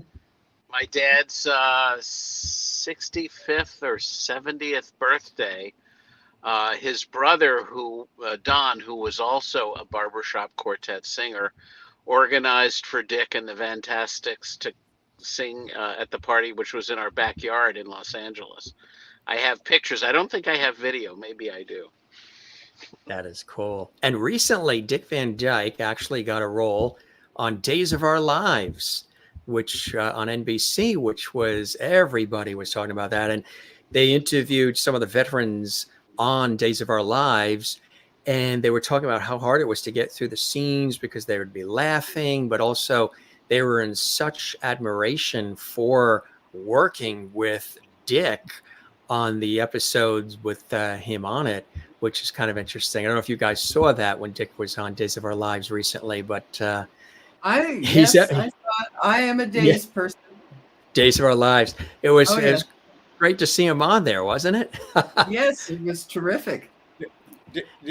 Ted Danson, if you were watching last night, and said one of the greatest things when he was out on the couch with him, and he said, when he did Becker with him, right? The show Becker, and Dick was on, and Ted was so funny because he said, and we were watching in the audience, I just started laughing. He said, it was the worst thing we ever did because all we wanted to do was hear stories from Dick Van Dyke. We didn't want to do the show because Dick was so interesting. We wanted to just hear him tell stories about everything. And it was horrible because we could never get any work done, he says, because Dick was always, telling us stuff we wanted to hear. So that's so great, isn't it? Yeah, absolutely. David, again, you've been such a lover and supporter and celebrator of the series, but also of Dick Van Dyke, and also Mary Tyler Moore, of course, who we miss greatly. Tell us, maybe you guys can mention, obviously, she's with us in spirit, the relationship and the friendship between Mary and Dick. So many people on the series thought that they were actually married. It was so convincing, which really helped it work. You want to mention anything, David, first, and then we can do a little round robin as far as Mary Tyler Moore? Again, I think, the chemistry there, as Dick mentioned on the show last night, right? One of the things that Dick said at the very end, right, was as humble as a guy as that he is, he said, I hope Mary and Maury, and we called Rosie Sally, right? But Yeah. he said that they all deserve this too, right? And I think that sort of was his tip of the hat to his friends and colleagues, right?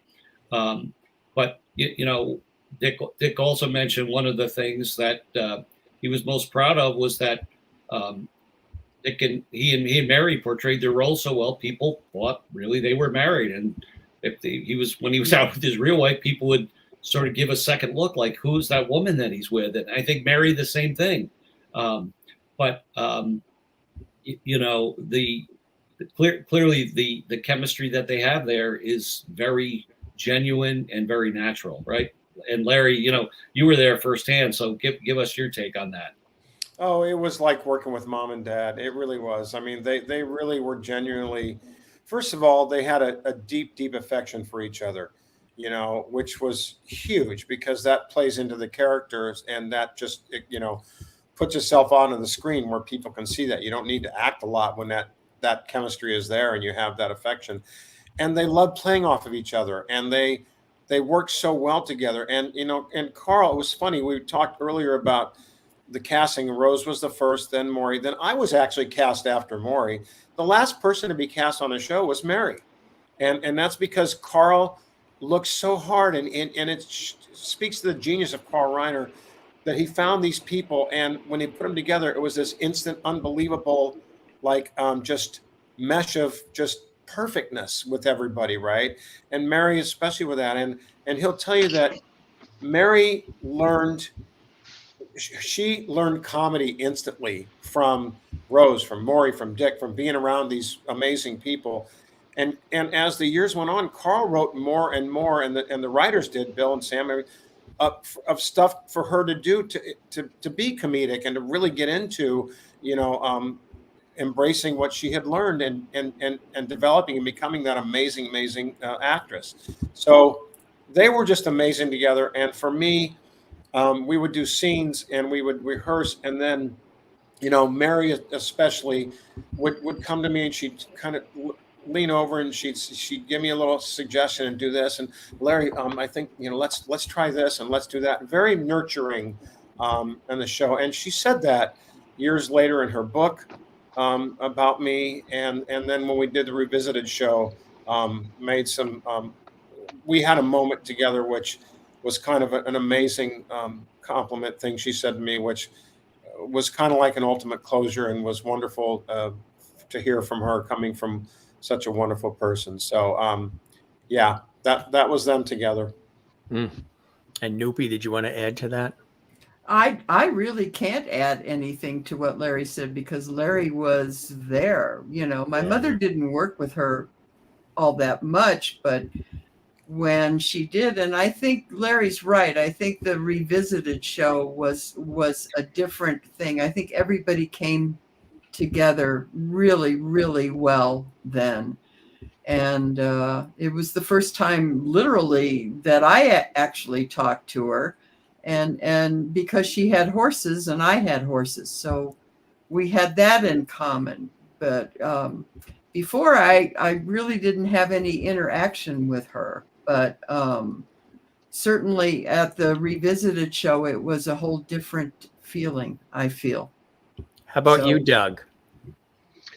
You know, I remember more working. I mean, Mary was always lovely on the set at Desilu. And then when I had my tiny little guest spot on Dick Van Dyke and the Other Woman, which was such a magnificent showcase for her. I'm sure you've talked about it. We showed the photo of you with Dick Van Dyke. Yeah.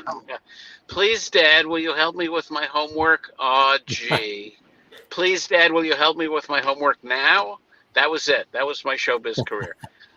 No, but she was lovely and such a caring person. And then, you know, when I moved to New York, I used to go sit in Central Park and look at the red-tailed hawks, which would roost on the pediment above her window, and see her from time to time in New York. And she's just magnificent. And, you know, remembered also, I mean, her role in Ordinary People was such a change from her comedic gifts and her ability to dance to play this broken, really kind of horrible mother and wife.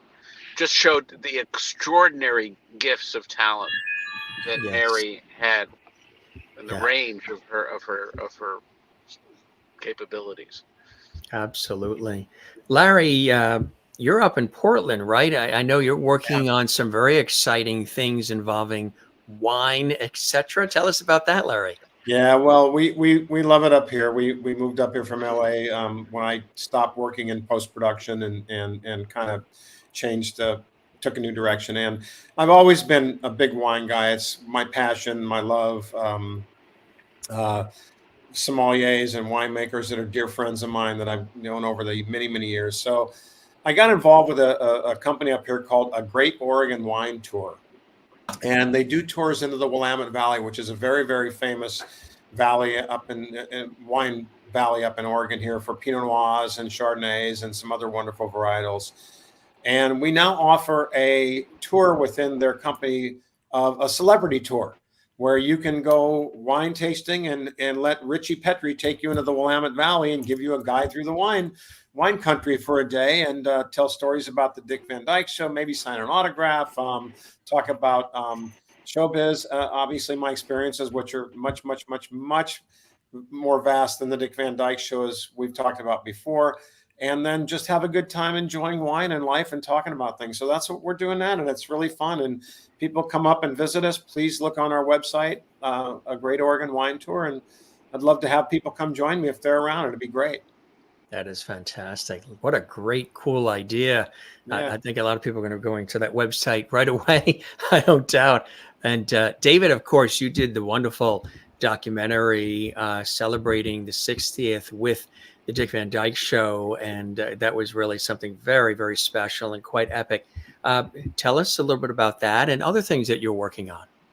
Well, I thought when the 60th anniversary came, we needed to denote that milestone, since the show has continued to endure and entertain new generations, right? So I would say to folks that's still out there on YouTube, go ahead and look up 60th anniversary of the Dick Van Dyke Show, and you'll find some unique nuggets of things. We took a little bit of a different look at the show.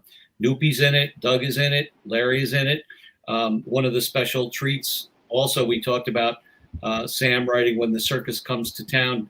Douglas found in his dad's archives, or in his archives, one day when his dad stopped over, was playing the electric piano, and Doug happened to record him playing When the Circus Comes to Town. And Doug was very gracious in allowing us to use that as some background music under Bill Persky, as Bill talked about his and Sam's relationship and working on the show. So lots of fun stuff there. A nice performance of When the Circus Comes to Town by Broadway performer Gavin Lee as a tribute to Dick. We recreated Earl Hagen's score, and Gavin was very gracious to do a performance of that. And just a lot of insights from the second generation, if you will. Noopy, Dick Van Dyke's son Christian, Lucas Reiner, Ann Gilbert's daughter Nora, and Harrison. Julie, the Paris kid. Yeah. So for a fan of the show, I think it's a very fun look back, and I still continue to receive feedback and comments on that now, some couple years later, and it's nice to know that the fandom continues, right, and the passion for our show, and I expect the show will continue to live on. We have the DVDs, we have the Blu-rays, and all these other ways to keep the show alive. So go out and have a look, folks. Absolutely. It is absolutely worth it. You will thoroughly enjoy it. And you'll learn a lot of tidbits, too, that you didn't know before that David has assembled. Absolutely. Doug, you're working on something you're excited about. It's going to be happening at the famous Long Wharf Theater in New Haven, Connecticut. Tell us about that, Doug. Doug, can you hear us? You must be at the McDonald's drive-thru, perhaps? I'm in a gray area, so if I lose you, can you hear us now? I'm trying to buy some walnuts. I hear you. Do you hear me? Yes. Yeah, chestnuts roasting on an open fire in New York City. Coming back for Doug is so Walnuts. generous. Walnut. You were looking for the walnuts. Walnuts. He dropped off friends at the airport there. I believe it was Kennedy. So he's actually in his car returning from that trip. You have something that's coming up, and we're going to have you on, and hopefully the cast and crew as guests as well. But in the new year, some exciting news about a production at the Long Wharf Theater in New Haven, Connecticut, right, Doug? Oh, thank you, Jim. Yeah, I'm producing a wonderful revival of Arthur Miller's amazing play, A View from the Bridge. And how it came about is kind of convoluted, but we're going to be doing it in partnership with the Long Wharf Theater in New Haven, Connecticut. And the Long Wharf Theater's theater building, they lost their lease on it about 2 years ago. So they've been very innovative in trying to find interesting places to put on performances. They just finished a run of Kathleen Chalifant performing Year of Magical Thinking, Joan Didion's book, in houses in New Haven. So A View from the Bridge, which takes place on the Brooklyn waterfront in the 1950s, is going to be done at a beautiful building called the Canal Dock Boathouse, which is right on the waterfront next to all the amazing taco trucks in New Haven. And so it's the original Yale Boathouse brick building that's been wrapped in a beautiful modern glass building with sweeping views of the harbor and of the bridge there called the Q Bridge. And the production stars Dominic Faruma as Eddie Carbone, and his wife Beatrice is played by the amazing actress Annie Parisi. And Peyton Hughes plays their niece, Catherine, who Eddie harbors a rather odd lust for. And Patricia Black plays Alfieri, a role that has been played by both men and women. And it's directed by James Dean Palmer, who's a wonderful director. So we're going to be there from February 10th to March 10th of next year. And then if you don't want to make it to New Haven, we hope to bring it to Brooklyn, New York, and actually do it at a theater under the Brooklyn Bridge, St. Anne's Warehouse. So, but if you want to come up to New Haven, get a hold of me, and we're going to have a bus or two that we're going to charter to bring people from Sardines in New York. We're going to do the bus to the bridge at the boathouse. Fantastic. And let's, as we get past the immediate holidays, let's talk, and maybe we can have you and some cast and crew come on, and we'll be happy to celebrate the show for you, Doug, here on the Jim Master Show. That would be a pleasure. It would be a pleasure. And honored to do that. And where he's talking about is right there in front of downtown New Haven. Q Bridge is the Quinnipiac River Bridge, and that's Interstate 95. So if you are coming up, that's I-95. So if you were going north, 95 splits to 91 up towards Hartford and up towards Massachusetts and Vermont. But if you stay on 95, you go over that bridge, you're headed out towards the Connecticut coast, Rhode Island, up towards Boston, up towards Maine. So that's exciting, Doug, and congratulations on that. And of course, if you like pizza, New Haven is known for the great battle of Frank Pepe's and his clam pizza versus Sally's Pizza. And then there's this thing called Modern that tries to mediate the two. And also New Haven is the home of the hamburger. It was actually invented at a place called Louis Lunch in New Haven. And that's right. They are still cooking with the same vertical broilers that are over 100 years old. And it is against the law. The hamburger is served on toast with a slice of tomato and onion, and you are shown the door if you ask for ketchup. So New Haven is a city of great traditions as well as great theater. I believe that Michael Bolton comes from that area. The Carpenters come from that area, and Norman Lear hails originally from New Haven, Connecticut as well. Yeah, which is quite something. What are you guys doing for the holidays? Are you staying home? Are you traveling, Larry? We're hanging here up in Portland, Oregon. I just obviously was down in LA for Dick's Special, so I got to see some family and people down there. So we're just hanging up here. having some friends up from California for the new year, and just going to enjoy some time with friends and people we know up here that we've gotten very close with, and enjoying a wonderful season. That's wonderful. Noopy, how about you? Basically staying at home this year. It's going to be quiet, but nice.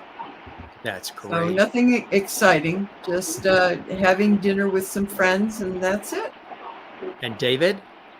Here in Albany, watching the Alan Brady Show presents at some point to celebrate the season. And actually, the day after Christmas, December 26th, 9 p.m., I will be talking about Dick Van Dyke on WBZ Boston. WBZ. On a radio show there at 9 p.m. at night for about an hour. So we'll continue to celebrate Dick Van Dyke as long as they let us. Absolutely. And Doug, how about you? Staying in the area in the city? Actually, I have a house in Bridgehampton, so I'm having dinner with friends in Sag Harbor. Very, very nice. See, there you go again, Doug. I love it. That's Sag Harbor, I tell you. I think next time we're all together, we're going to get together and we're going to do this show in Sag Harbor in the summer. Sound good, gang? Let's do it. Come to do it around. We'll do it around my pool, and nice. Everybody's welcome. I love that idea. I just want to throw this in. We got another beautiful comment that came in from Cynthia Catherine Howard, who's watching in Washington, D.C. And she said, I have a disabled niece that adores Dick Van Dyke, and I wrote Dick a letter telling him about my niece, and he sent her a beautiful letter and an autographed photo, which we had framed. You know, that sounds like something Dick Van Dyke would do, huh? Yep. Just what we were talking about earlier, you know, Jim, that's just so humble and so giving, and that's Dick, and it just sums it up, really. Absolutely. Before we wrap, and I really appreciate all the time as we celebrate, two quick questions. Other than, of course, the Dick Van Dyke Show, what would be some other things that Dick Van Dyke did or was in that you also admired as far as performances, movies, shows, whatever it may be? Larry? Well, obviously Mary Poppins, which I was fortunate enough to be. We lived right near Disney, so I was fortunate enough to go on the Disney set and watch them film the Chimney Sweep number when they did that when I was a kid. That was great. But I think dramatically, the comic was just one of my favorite roles Dick did. And then, we talked about Fitzwillie, which is such a fun movie, which, we were talking about as well. So some of that body of work in the cinema was just wonderful and just very exciting to watch him bring life to just different types of characters everywhere. How about you, Noopy? Well, of course, you have to say Mary Poppins. I mean, how can you not? But I loved the dance numbers in Chitty Chitty Bang Bang. I thought some of them were just fantastic, especially the old bamboo number, which was very, very tough. And it's so funny, just a really quick story. His daughter told me how tough it was for Dick to do that number. And she was there on the set, and they would exchange the bamboo sticks and they'd fall, or somebody dropped them and all that. And then it became the hardest thing in the world for him to jump over. Right at the end of the number, he's supposed to jump over the pole. And I remember her telling me how tough that was for him.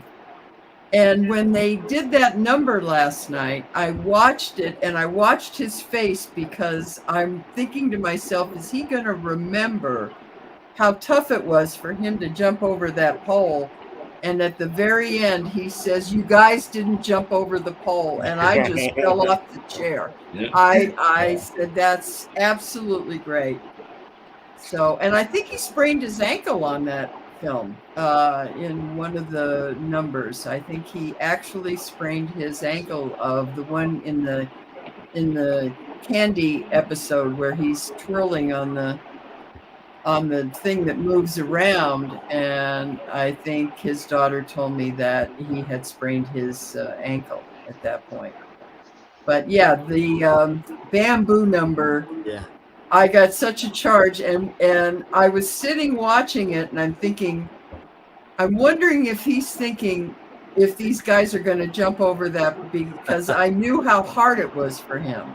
Yeah, And when he said he did 26 takes, that's absolutely true. exactly. You know what I thought was also cool, that and I was thinking about it because I saw it pop up on the internet recently, and I remember seeing them as a kid, all over television, when they brought out the public service campaign, Learn Not to Burn. Remember when he was the spokesperson about what to do so you didn't get involved in a fire with the Christmas tree going on fire, or having the cookie jar above the stove and the kid tries to grab the cookie jar above the stove and the clothes can catch on fire. He was a spokesperson for that, and they pulled that out of the hat and showed that last night, and he was surprised and bowled over. I loved his reaction to that. I didn't remember that at all, to be honest. I did not remember that. Yeah, they pulled out the Christmas one where he was talking about, he comes down the chimney and he's talking about keeping the chimney clean, but also make sure that, you don't keep the Christmas tree near the fireplace. It can go on fire. And he was a spokesperson for that, drop and roll and that whole campaign of Learn Not to Burn. I believe that was in the 70s. He did that. And of course, he was a very charitable man as well, wasn't he? Is he? He still is. He's involved in so many wonderful causes and things that he believes in, and gives back in such a beautiful way, doesn't he? He does, yeah. And has supported the Midnight Mission in Los Angeles for years and years, right? Used to go there and help serve on Thanksgiving, right? He, started the Dick Van Dyke Foundation for the Performing Arts to try to keep money in the arts, because he feels how important they are to our society and keeping us positive, I think. So met on many different levels. Absolutely beautiful. And David, any other things that you've enjoyed Dick in, separate from the Dick Van Dyke Show? Yeah, I'll join the group on Mary Poppins, but I also really did like Diagnosis Murder, and I think perhaps I enjoyed that was because I had the opportunity to visit the set several times and sort of get an insider's view, and enjoyed, have great memories of my conversations with Dick there on the set and in his trailer, and reminiscing about things, right? Yeah.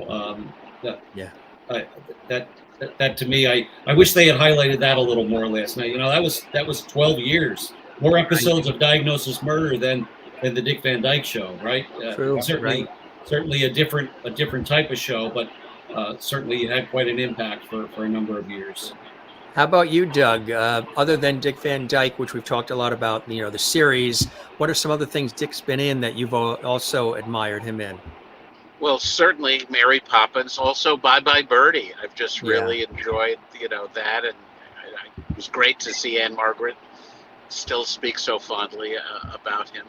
And just his general life in Malibu and being there and being ageless and timeless. I think it's something we can all look up to, and with love and admiration. And before we go, gang, what would be some final words as we celebrate this iconic figure in American culture and around the world that you'd like to leave us with? And again, I sincerely, you're all like friends now. I really sincerely appreciate all of you joining us, especially here during the holiday season. It's a busy time. And you guys, when we reached out, you all said, let's do it. Tell me when, how do we get this going? And you all jumped right on. And I sincerely value and appreciate all of you for doing that. You are rock solid, classy people, and let's stay connected and hope we do more of these kinds of things together at the pool, at Doug's house in Sag Harbor. Yep.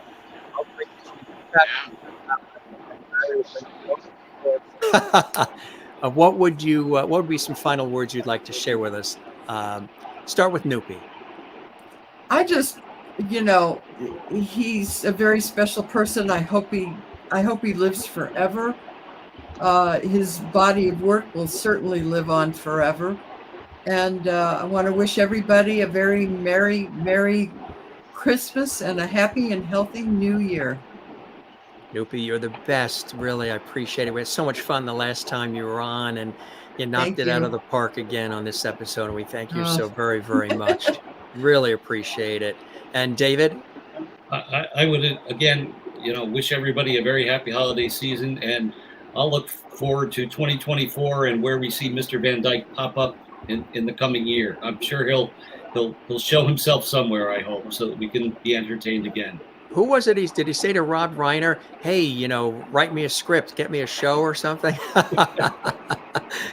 They all say that. They're war horses. Yeah. All of them. He would keep going. And Doug, how about you? Any final words and wishes? Happy Hanukkah, happy Festivus, and happy New Year 2024. Hope it's a good one for us and the whole world, of peace and just remembering we're all human and trying to get along, which is what Dick does. Years ago when we did that reading with him, I asked him, he was thinking about writing a one-man show, and I really wish he would do that, even if it's only for one night. I think it'd be wonderful to have that and have it on tape. And I asked him, you're so beloved and you've done all these amazing roles. What is it that you would like to do that you've never done? And he said, I've always wanted to play the Scarecrow in The Wizard of Oz. Oh, yes. So right? I would treasure, I said, well, let's write the show. And at the end, you can come out and say, well, it's been a lovely evening. We've talked about my life and my sobriety and my family and all the great shows. But there's always something I've always wanted to do. And this is my show. So I'm going to do it for you now. And I think it would be the most magnificent thing to hear him sing that song and dance as the Scarecrow as the sun sets. That's so beautiful. We send you love, Dick. Absolutely. And of course, he had such an admiration for Stan Laurel, right? Yeah. Yeah, absolutely. Somebody was asking, I think it's Chris Johnson. He must have joined us late because he was mentioning Fitzwillie and the comic, but we actually did talk about those earlier, Chris. We mentioned the comic and we mentioned Fitzwillie, and we also mentioned so many others that he's been in, Divorce American Style and all these others. But one that he did mention in his comment, and thanks for commenting, Chris, that we didn't mention, Cold Turkey. Norman Lear. Yep. Yes, Norman Lear, Cold Turkey. That was hilarious. That was another great one, huh? Cold Turkey. Thanks for that reminder, Chris. But yeah, we did mention the others, but Cold Turkey was another fantastic one as well. And of course, Larry, any final words about Dick Van Dyke and anything you do? Well, again, I think that, as everybody said, I wish everybody out there a wonderful, happy holiday and a healthy new year. And hopefully we just progress it and get better next year. But for Dick, I can't thank enough of what he did for me in my lifetime and how he's helped shape my life career as I've gone on. And all I can say is, Dick, can't wait till your 100th, buddy. That's all we can say. Let's do that. Let's have a big party for the 100th, and hopefully we get even better than we did last night, and just have much inclusive of everything with his life, and keep going. I appreciate those kind words. Shall we all sing Happy Birthday to Dick? That's a great idea. Absolutely. And who would like to? We have plenty of time. And I appreciate all the time you guys have given. You're heroes to me. Who would like to lead off? You want to lead off, Doug or Larry or Noopy or David?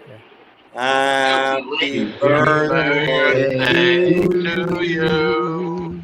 Happy birthday to you. Happy birthday, dear Dick. Happy birthday to you. And many more.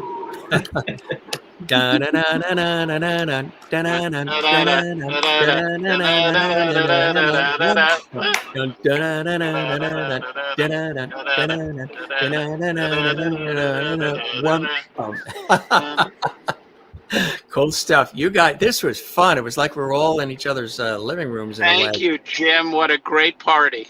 I appreciate you guys being here. And again, coming in the 11th hour, David Van Dusen, and of course, Georgiana Noopy. She's absolutely spectacular to join us. Noopy, thank you so very much. We love you, and My pleasure. wishing you the very best to you and your family Thank of you. the holidays and the new year. And we'll talk to you again real soon. And again, I hope you enjoyed the time with me as much as I have with you, Noopy. Thank you, Jim. You're very welcome. And David, as always, same thing. Keep the porch light on for you. Hope you enjoy the time with me as much as I have with you as well, David. Yep. Hopefully we'll see each other in person sometime soon, Jim. Since Yes, we're we got to close. break bread in the city or what have you. Yeah. And Doug and Yeah. I know each other personally, and he's a great guy, and he's an extraordinary Broadway investor, producer, talent himself. Doug, thank you for your time, and hope you enjoy the time with me as much as we have with you. Thank you, my friend. It's been a great joy as always, and I want to see all of you very soon in person. Absolutely. Thank you. And Live in living black and white. Live in living black and white on Shays Lounges in Sag Harbor. And Larry Mathews, again, always a pleasure. And you were right there in the thick of it all. And I know it means a lot too to celebrate. And I really admire you, and I really appreciate your stopping by, and you're welcome to come by anytime, and hope you enjoyed the time with me and all of us as much as I have with you. It was a real pleasure, Jim, and thanks for getting in touch with me. I really loved it. I love seeing all these wonderful people that I just adore. And again, Doug, we'll see you at your house, buddy. That's all I can tell you. That's the next thing. Yeah. Gotta do it.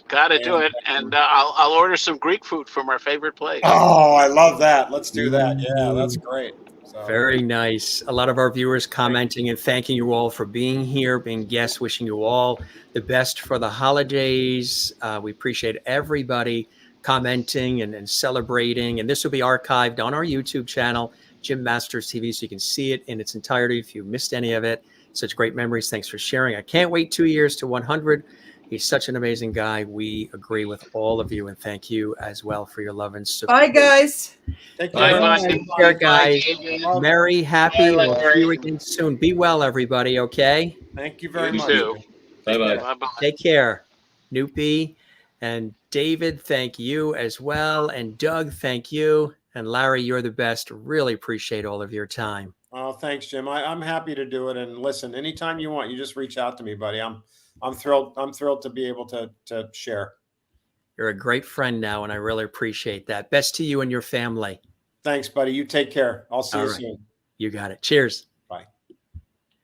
What a great group of incredibly talented people joining us here on the show. This was a epic special we put together rather quickly with some very special people joining us here as we celebrate the career, the life, the talent, the passion of the one and only Dick Van Dyke. We wanted to do something special. You guys know I mention Dick Van Dyke all the time.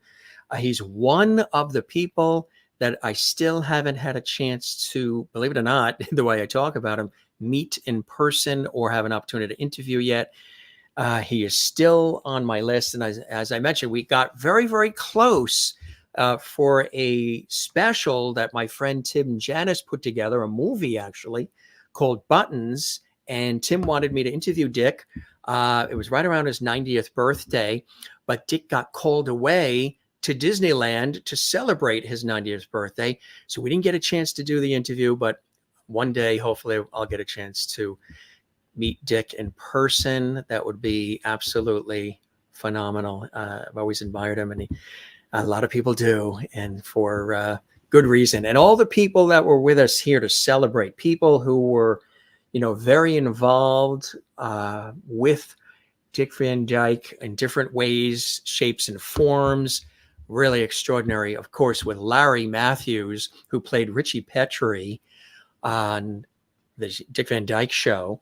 And they remained friends to this day. He also was friends with Rosemary. And we had wonderful Georgiana Noopy Rodrigues on our show. That is, of course, Rosemary's wonderful daughter. And Noopy was sharing some very special memories of Dick Van Dyke and also of her mom as we celebrated Rosemary just a few months back in a wonderful, wonderful special. We talked about Carol Burnett and the wonderful friendship with Carol Burnett. Hey, you see on the screen Dick Van Dyke and Carol Burnett, right? That's when Dick Van Dyke was on Carol's show. And then of course, he had Van Dyke and Company. There's Tim Conway. We had an episode of our show where one of our guests was Tim Conway's daughter, Kelly. If you didn't see that episode of the Jim Masters Show, go back in the archives on our YouTube channel. You can see the conversation I had with Tim Conway's daughter, also with our dear friend Chris Corman, the son of Harvey Corman. He's been a guest. We've talked about Harvey as well. And there's, of course, Larry with Dick Van Dyke and Mary Tyler Moore. There is Dick with his lovely wife, Arlene, and they're actually dancing and celebrating. And of course, she was right next to him during that wonderful special that CBS put together with everybody last night, which was wonderful. And there he is having fun with Lucille Ball. And this was cute, where Larry Mathews is actually on the back doing like a piggyback with Rosemary, and Maury Amsterdam is in that shot as well. Wonderful to have Larry Mathews with us here. This is a return visit to the Jim Masters Show with Larry Mathews, and also for Noopy and Rosemary's daughter, and also for Doug Denoff, who, as I mentioned, his dad, head writer, one of the head writers on the Dick Van Dyke Show, and That Girl, and a lot of epic series, which Doug had mentioned. If you missed any of this episode, we talked a lot about some of the great things that Dick Van Dyke has done in his life and continues to do. And of course, we did mention Mary Poppins with the incredible Julie Andrews. I got a chance to meet Julie Andrews actually briefly at a restaurant, and she was wonderful. She was directing a play at the Goodspeed Opera House in East Haddam, Connecticut. And then we saw her, and I happened to be on a television shoot for a totally different show, professional work. And we met each other at this restaurant where she happened to be and where we were filming. And that was, of course, an iconic movie, Mary Poppins, Julie Andrews, and Dick Van Dyke. And of course, we mentioned Bye Bye Birdie. We had a wonderful comment from the legendary and incomparable Ann-Margret. If you joined us late, you can see that. Ann-Margret was a guest on our show just a few days ago, and I asked her about Dick Van Dyke. And if you didn't see her comment, watch this episode again, and you can see the comment, the wonderful comment that Ann-Margret had, because she was in Bye Bye Birdie with Dick Van Dyke. Dick Van Dyke recently, Days of Our Lives. He was on Days of Our Lives. And of course, he's with the Fantastics, which is his music group. Diagnosis Murder with his son, Barry, of course. And again, we talked about a lot of the epic movies. And, you know, there's so many things he's done. We scratched the surface of a good deal of it. But just talking about the man himself, the wonderful friendship, all those years with Rosemary and just Richard Deacon, Carl Reiner, and Jerry Paris and everybody, the whole group. Really, really fantastic. And here's a more recent picture when it was the Dick Van Dyke Show revisited. There's Jerry Van Dyke next to Carl. And of course, that's his brother, who was on the series Coach. You may remember Coach with Craig T. Nelson, which was on ABC, the ABC television network. Some wonderful stories that Noopy shared with us about Rosemary and Dick and Maury and the wonderful friendship that they had. And as we mentioned, there is Bill Persky and Sam Denoff, Doug Denoff, who was with us. You heard only Doug's voice because Doug literally was dropping off friends at New York's Kennedy Airport, and he was on his way back. So he pulled off the side of the road so he can join us on the show. He wanted to join us on the show, but he was taking some friends to the airport, and the times sort of overlapped. And I said, hey, you know, you can join us late. We'll get you in. We'll get you on. And he joined us. So you heard his audio, which was great. And of course, there he is with his father, the epic writer extraordinaire, Sam Denoff. And there is Doug with him when Doug was a kid. There he is with his dad. And here's a later picture of Sam Denoff, head writer, Dick Van Dyke Show, one of the head writers of Bill Persky and the team. And there he is when he was on that episode of Dick Van Dyke and the Other Woman. And wonderful collages of Rosemary. We talked about that and her wonderful comments about Christmas. And of course, the CDs too, her music. which is very, very recent. And that was a real love affair for Noopy to put that together. We appreciate her sharing those stories. Really, really cool. And look at that. Yeah, huh? Some great memories, everybody, that we shared. And here's a great shot. I didn't mention this to Doug, but this is Doug Denoff, who was our guest, who's a prolific Broadway producer and investor. And there he is with his dad, Sam. And you recognize who's in the chair with the holding his drink and with his hat, his head back. Of course, that's Jerry Lewis. So there's Sam Denoff with his son, Doug Denoff, Doug on the far left, and Jerry Lewis there on the right, having one of those moments of laughter. And there's a great shot when the Dick Van Dyke Show was colorized. I know we talk a lot about Dick Van Dyke Show because so many people know that, and it's beloved and one of my favorite series as well. But we also touched upon a lot of other things unrelated, but some great stories too, shared. That's the episode where Ritchie was sick. You see Mary Tyler Moore with her hand on his head checking for fever with Dick Van Dyke. And we just appreciate these special people who knew or worked with or whose parents worked with, or just have this wonderful admiration for somebody that we celebrated here exclusively for you, for me, for all of us, the incomparable Dick Van Dyke. And there, of course, is Larry Mathews, Ritchie Petrie with the bunny hat, the costume. Remember this episode too, Never Name a Duck? And there they are together, Dick Van Dyke. And Mary Tyler Moore, of course, we lost her just a few years ago at age 80. And her resting place is in a beautiful cemetery in Fairfield, Connecticut. And so we wanted to celebrate the 98th birthday, which is a milestone unto itself. There's Buttons by Tim Janis, dear friend of mine, the composer, producer. He's had about 10 PBS specials. I've interviewed him on PBS. Know him well. I usually MC his big Christmas concerts at Carnegie Hall. If you haven't seen Buttons, I recommend it. It's really, really beautiful. And Angela Lansbury was in it. We saw it in the theaters, actually. It was in the theaters as well. And you can get it as a DVD. And it's really something beautiful. And again, Dick Van Dyke, Carl Reiner, Mel Brooks, and Norma Lear, who we just lost recently, who was another iconic individual in the industry, just in life. Wonderful then and now shots of Larry Mathews, Ritchie, with Dick Van Dyke, Mary Tyler Moore. Really, really special. So this was really, one of my favorite people, folks. And I know beloved to millions around the world, Dick Van Dyke. He's with us today, and God bless him and his family. And everybody watching, all of you, holiday season. If you didn't see our big Christmas special, check that out. We had a fabulous time with a lot of celebrity guests and friends. We sang, we had a lot of good times on the Jim Master Show Holiday Christmas Special. That's archived. And Sharon Gless was with us recently. That was really terrific. Linda Gray from Dallas was with us recently. And so many phenomenal people.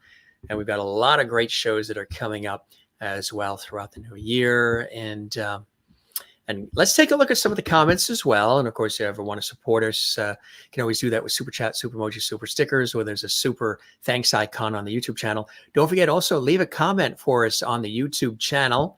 And Chris, thank you very much. I love the family sketches Dick did on Carol Burnett. Weren't they fantastic? Absolutely. Carol Burnett Show, another iconic and classic series that I loved. And don't forget to give this episode a like and share and leave a comment on the actual YouTube channel. What's your favorite Dick Van Dyke memory? What's your favorite show that he was in? Movie, special, commercial, anything. Post it on our YouTube channel under this episode. We interact. We love the comments. And subscribe to our YouTube channel, Jim Masters TV. We would absolutely love that. That helps us continue to grow around the world. There's around 1,040 episodes and counting as of today that you can binge watch with some amazing guests here on our show. Again, celebrating Dick Van Dyke in style here. Something we put together quickly for all of you because the world is celebrating his 98th birthday. We wanted to be a part of that. And blessings and love to his family, And happy birthday, Dick Van Dyke. If he sees this, he and his family, I hope he enjoyed this, because my wish is for many more years of Dick Van Dyke with us. He is truly passionate. He's enthusiastic. He's a lover of life. He's as curious about life today as he was then, and the hours and decades of entertainment that he has provided and left for all of us, but continues to leave for all of us as he's still doing his thing today. And we love that. And he works out 3 times a week, which is amazing. He's fit as a fiddle. And during the holiday season, which it is right now, we wanted to take a moment to celebrate him as best as we can do. Like I said, this is a heroic effort. We literally put this show together in like a 24-hour period, which is amazing, especially during the thick of the holiday season, when everybody's usually, we're all away and on vacations and holidays and families. To put it together quickly was something special for all of you. I loved it. I love doing it. I love doing these things for all of you. You guys know I work in the industry. I work in television, radio, stage, and film. So anytime we get to talk about these kinds of things and classic stuff and new things, it's right here. Let's take a look at some of the comments. We'd like to see some of the few things. But again, as much as you comment in our chat room, Lovely Whole chat room, do leave a comment for us on the YouTube channel. It really, really helps us grow. YouTube loves seeing it. We love seeing it. Happy 98th birthday, Dick, from Lee Horton. Horton, thank you very much. Lee Horton. We thank you very much for being with us, Lee. And it's best of the holidays for you and yours. Cynthia Catherine Howard, watching in Washington, D.C. Thanks for sharing that story about your niece and Dick Van Dyke writing that letter and sending that autograph photo. That was a very beautiful thing to share with us here. Cynthia, watching again in Washington, D.C. And Kathleen, you as well. Thank you so very much for being with us. And she's in New York City, and Maureen in Arizona. Jim, this was a spectacular conversation. Such a wonderful tribute to an iconic actor, entertainer, wonderful humanitarian. Merry Christmas to you and your family. Enjoy time with them. Absolutely, we shall. Your wishes are command, and to the same to you and yours, Maureen in Arizona. What a terrific show. Thank you, Jim. So nice to hear that he is as wonderful as we thought. I know that you guys were thinking, gee, is Dick Van Dyke as nice and real and compassionate and funny as you would hope?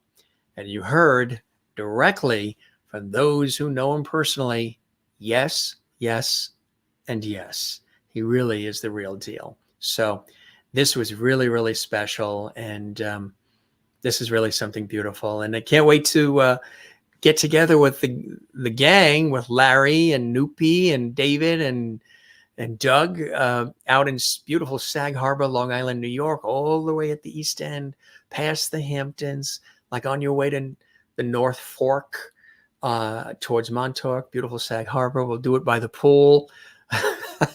Larry will bring wine. I'll bring cheese and crackers, and the rest will bring what they bring. Glad you enjoyed this, and really, really happy that you did. And Lee Horton, watching in Connecticut, thank you for putting this event together. My pleasure. It was our version of a wonderful celebration of Dick Van Dyke with some folks who knew him dearly. And it was wonderful that we had Larry Mathews and Georgiana Noopy and David and Doug say certain things about Dick Van Dyke, as far as like what statements, if they were on a special, what would they say? And they said them here on our show. And what would Mary Tyler Moore feel? And Noopy, Rosemarie's daughter, that's her nickname, Noopy.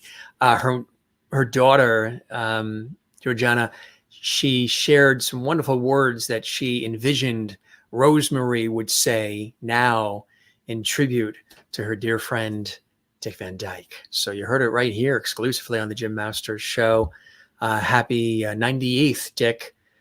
God bless. Absolutely. And some more. Terry Smith, thank you for your comments and your participation. And don't forget again, leave a comment on the YouTube channel as well. Thank you very much. Happy holidays, Merry Christmas to all of you as well, and to you, Cynthia and Kathleen and Maureen and everybody watching, some of our viewers watching around the world, our lovely viewers watching, and we thank you so very, very much. Thank you, Lee, again. And Dominic D, thank you very much as well. I just caught the end. Seemed like a great show in tribute to Dick Van Dyke. Appreciate that. You can see it again if you missed anything. If you joined us late, Dominic D, don't fret. This will be archived on our YouTube channel. You can watch it again and again and enjoy it and tell others. Anybody else watching who knows somebody who loves Dick Van Dyke, loves any of the shows he's been in, just him as a person, be sure and tell them about our special and come see us again. We've been doing this series for a number of years now, and we've done lots, hundreds and hundreds and hundreds and hundreds of episodes with great guests, and they're all here for you to enjoy and to celebrate. And Austin Field, I really enjoyed this conversation. Dick Van Dyke is a treasure. Yes, I agree. Mary Poppins, such a great movie, unforgettable performances by Dick Van Dyke. I agree as well. It's just great comments here. George Mallory, good to see you, George. Dick is just the epitome of happiness and joy. I'm so happy he was given a birthday party. Absolutely. And yeah, I will take a look at more of these later. Thanks so much, gang. Don't forget to like, comment, subscribe. One more time. We say very much so. We even sang him. If you joined us late, we sang Larry Mathews, Georgiana, as well as David and Doug and I all wished Dick Van Dyke a happy birthday, and we sang happy birthday to Dick. And it's almost as if in this photo he's saying, oh my God, they're singing to me. Dick Van Dyke, yes, we did. Happy birthday, Dick Van Dyke. We all love you and respect you and honor you and appreciate you and all you've done and continue to do. Thank you so much for joining us for this JMS Special exclusive presentation, a Dick Van Dyke celebrity special tribute with celebrity guests and good friends joining us for a return visit as we celebrate Dick here on our show. And it was really cool. So yeah, a very Merry Christmas, everybody, and a very, very Happy New Year. And come see us again. We love having all of you here. And it was a real privilege and a pleasure to have you here as well. Gang, we're going to wrap up. And thanks for stopping by. We love having you here. And tell a friend about our show. Don't keep it a secret. Come see us again. Join us for more of the great entertainment, information, cool conversations, interactivity, and everything we give you here at the Jim Master Show Live Entertainment Lifestyle Celebrity Talk Show Series. Be well. Once again, a very Merry Christmas, a very Happy New Year, Happy Kwanzaa. To those who celebrated Hanukkah, we hope your Hanukkah was beautiful. And we're here for you right here at the Jim Master Show Live Series. We love you all. Be well. Take care of one another. Love one another.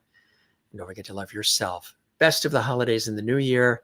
And thanks for being with us. And once again, happy birthday, Dick Van Dyke.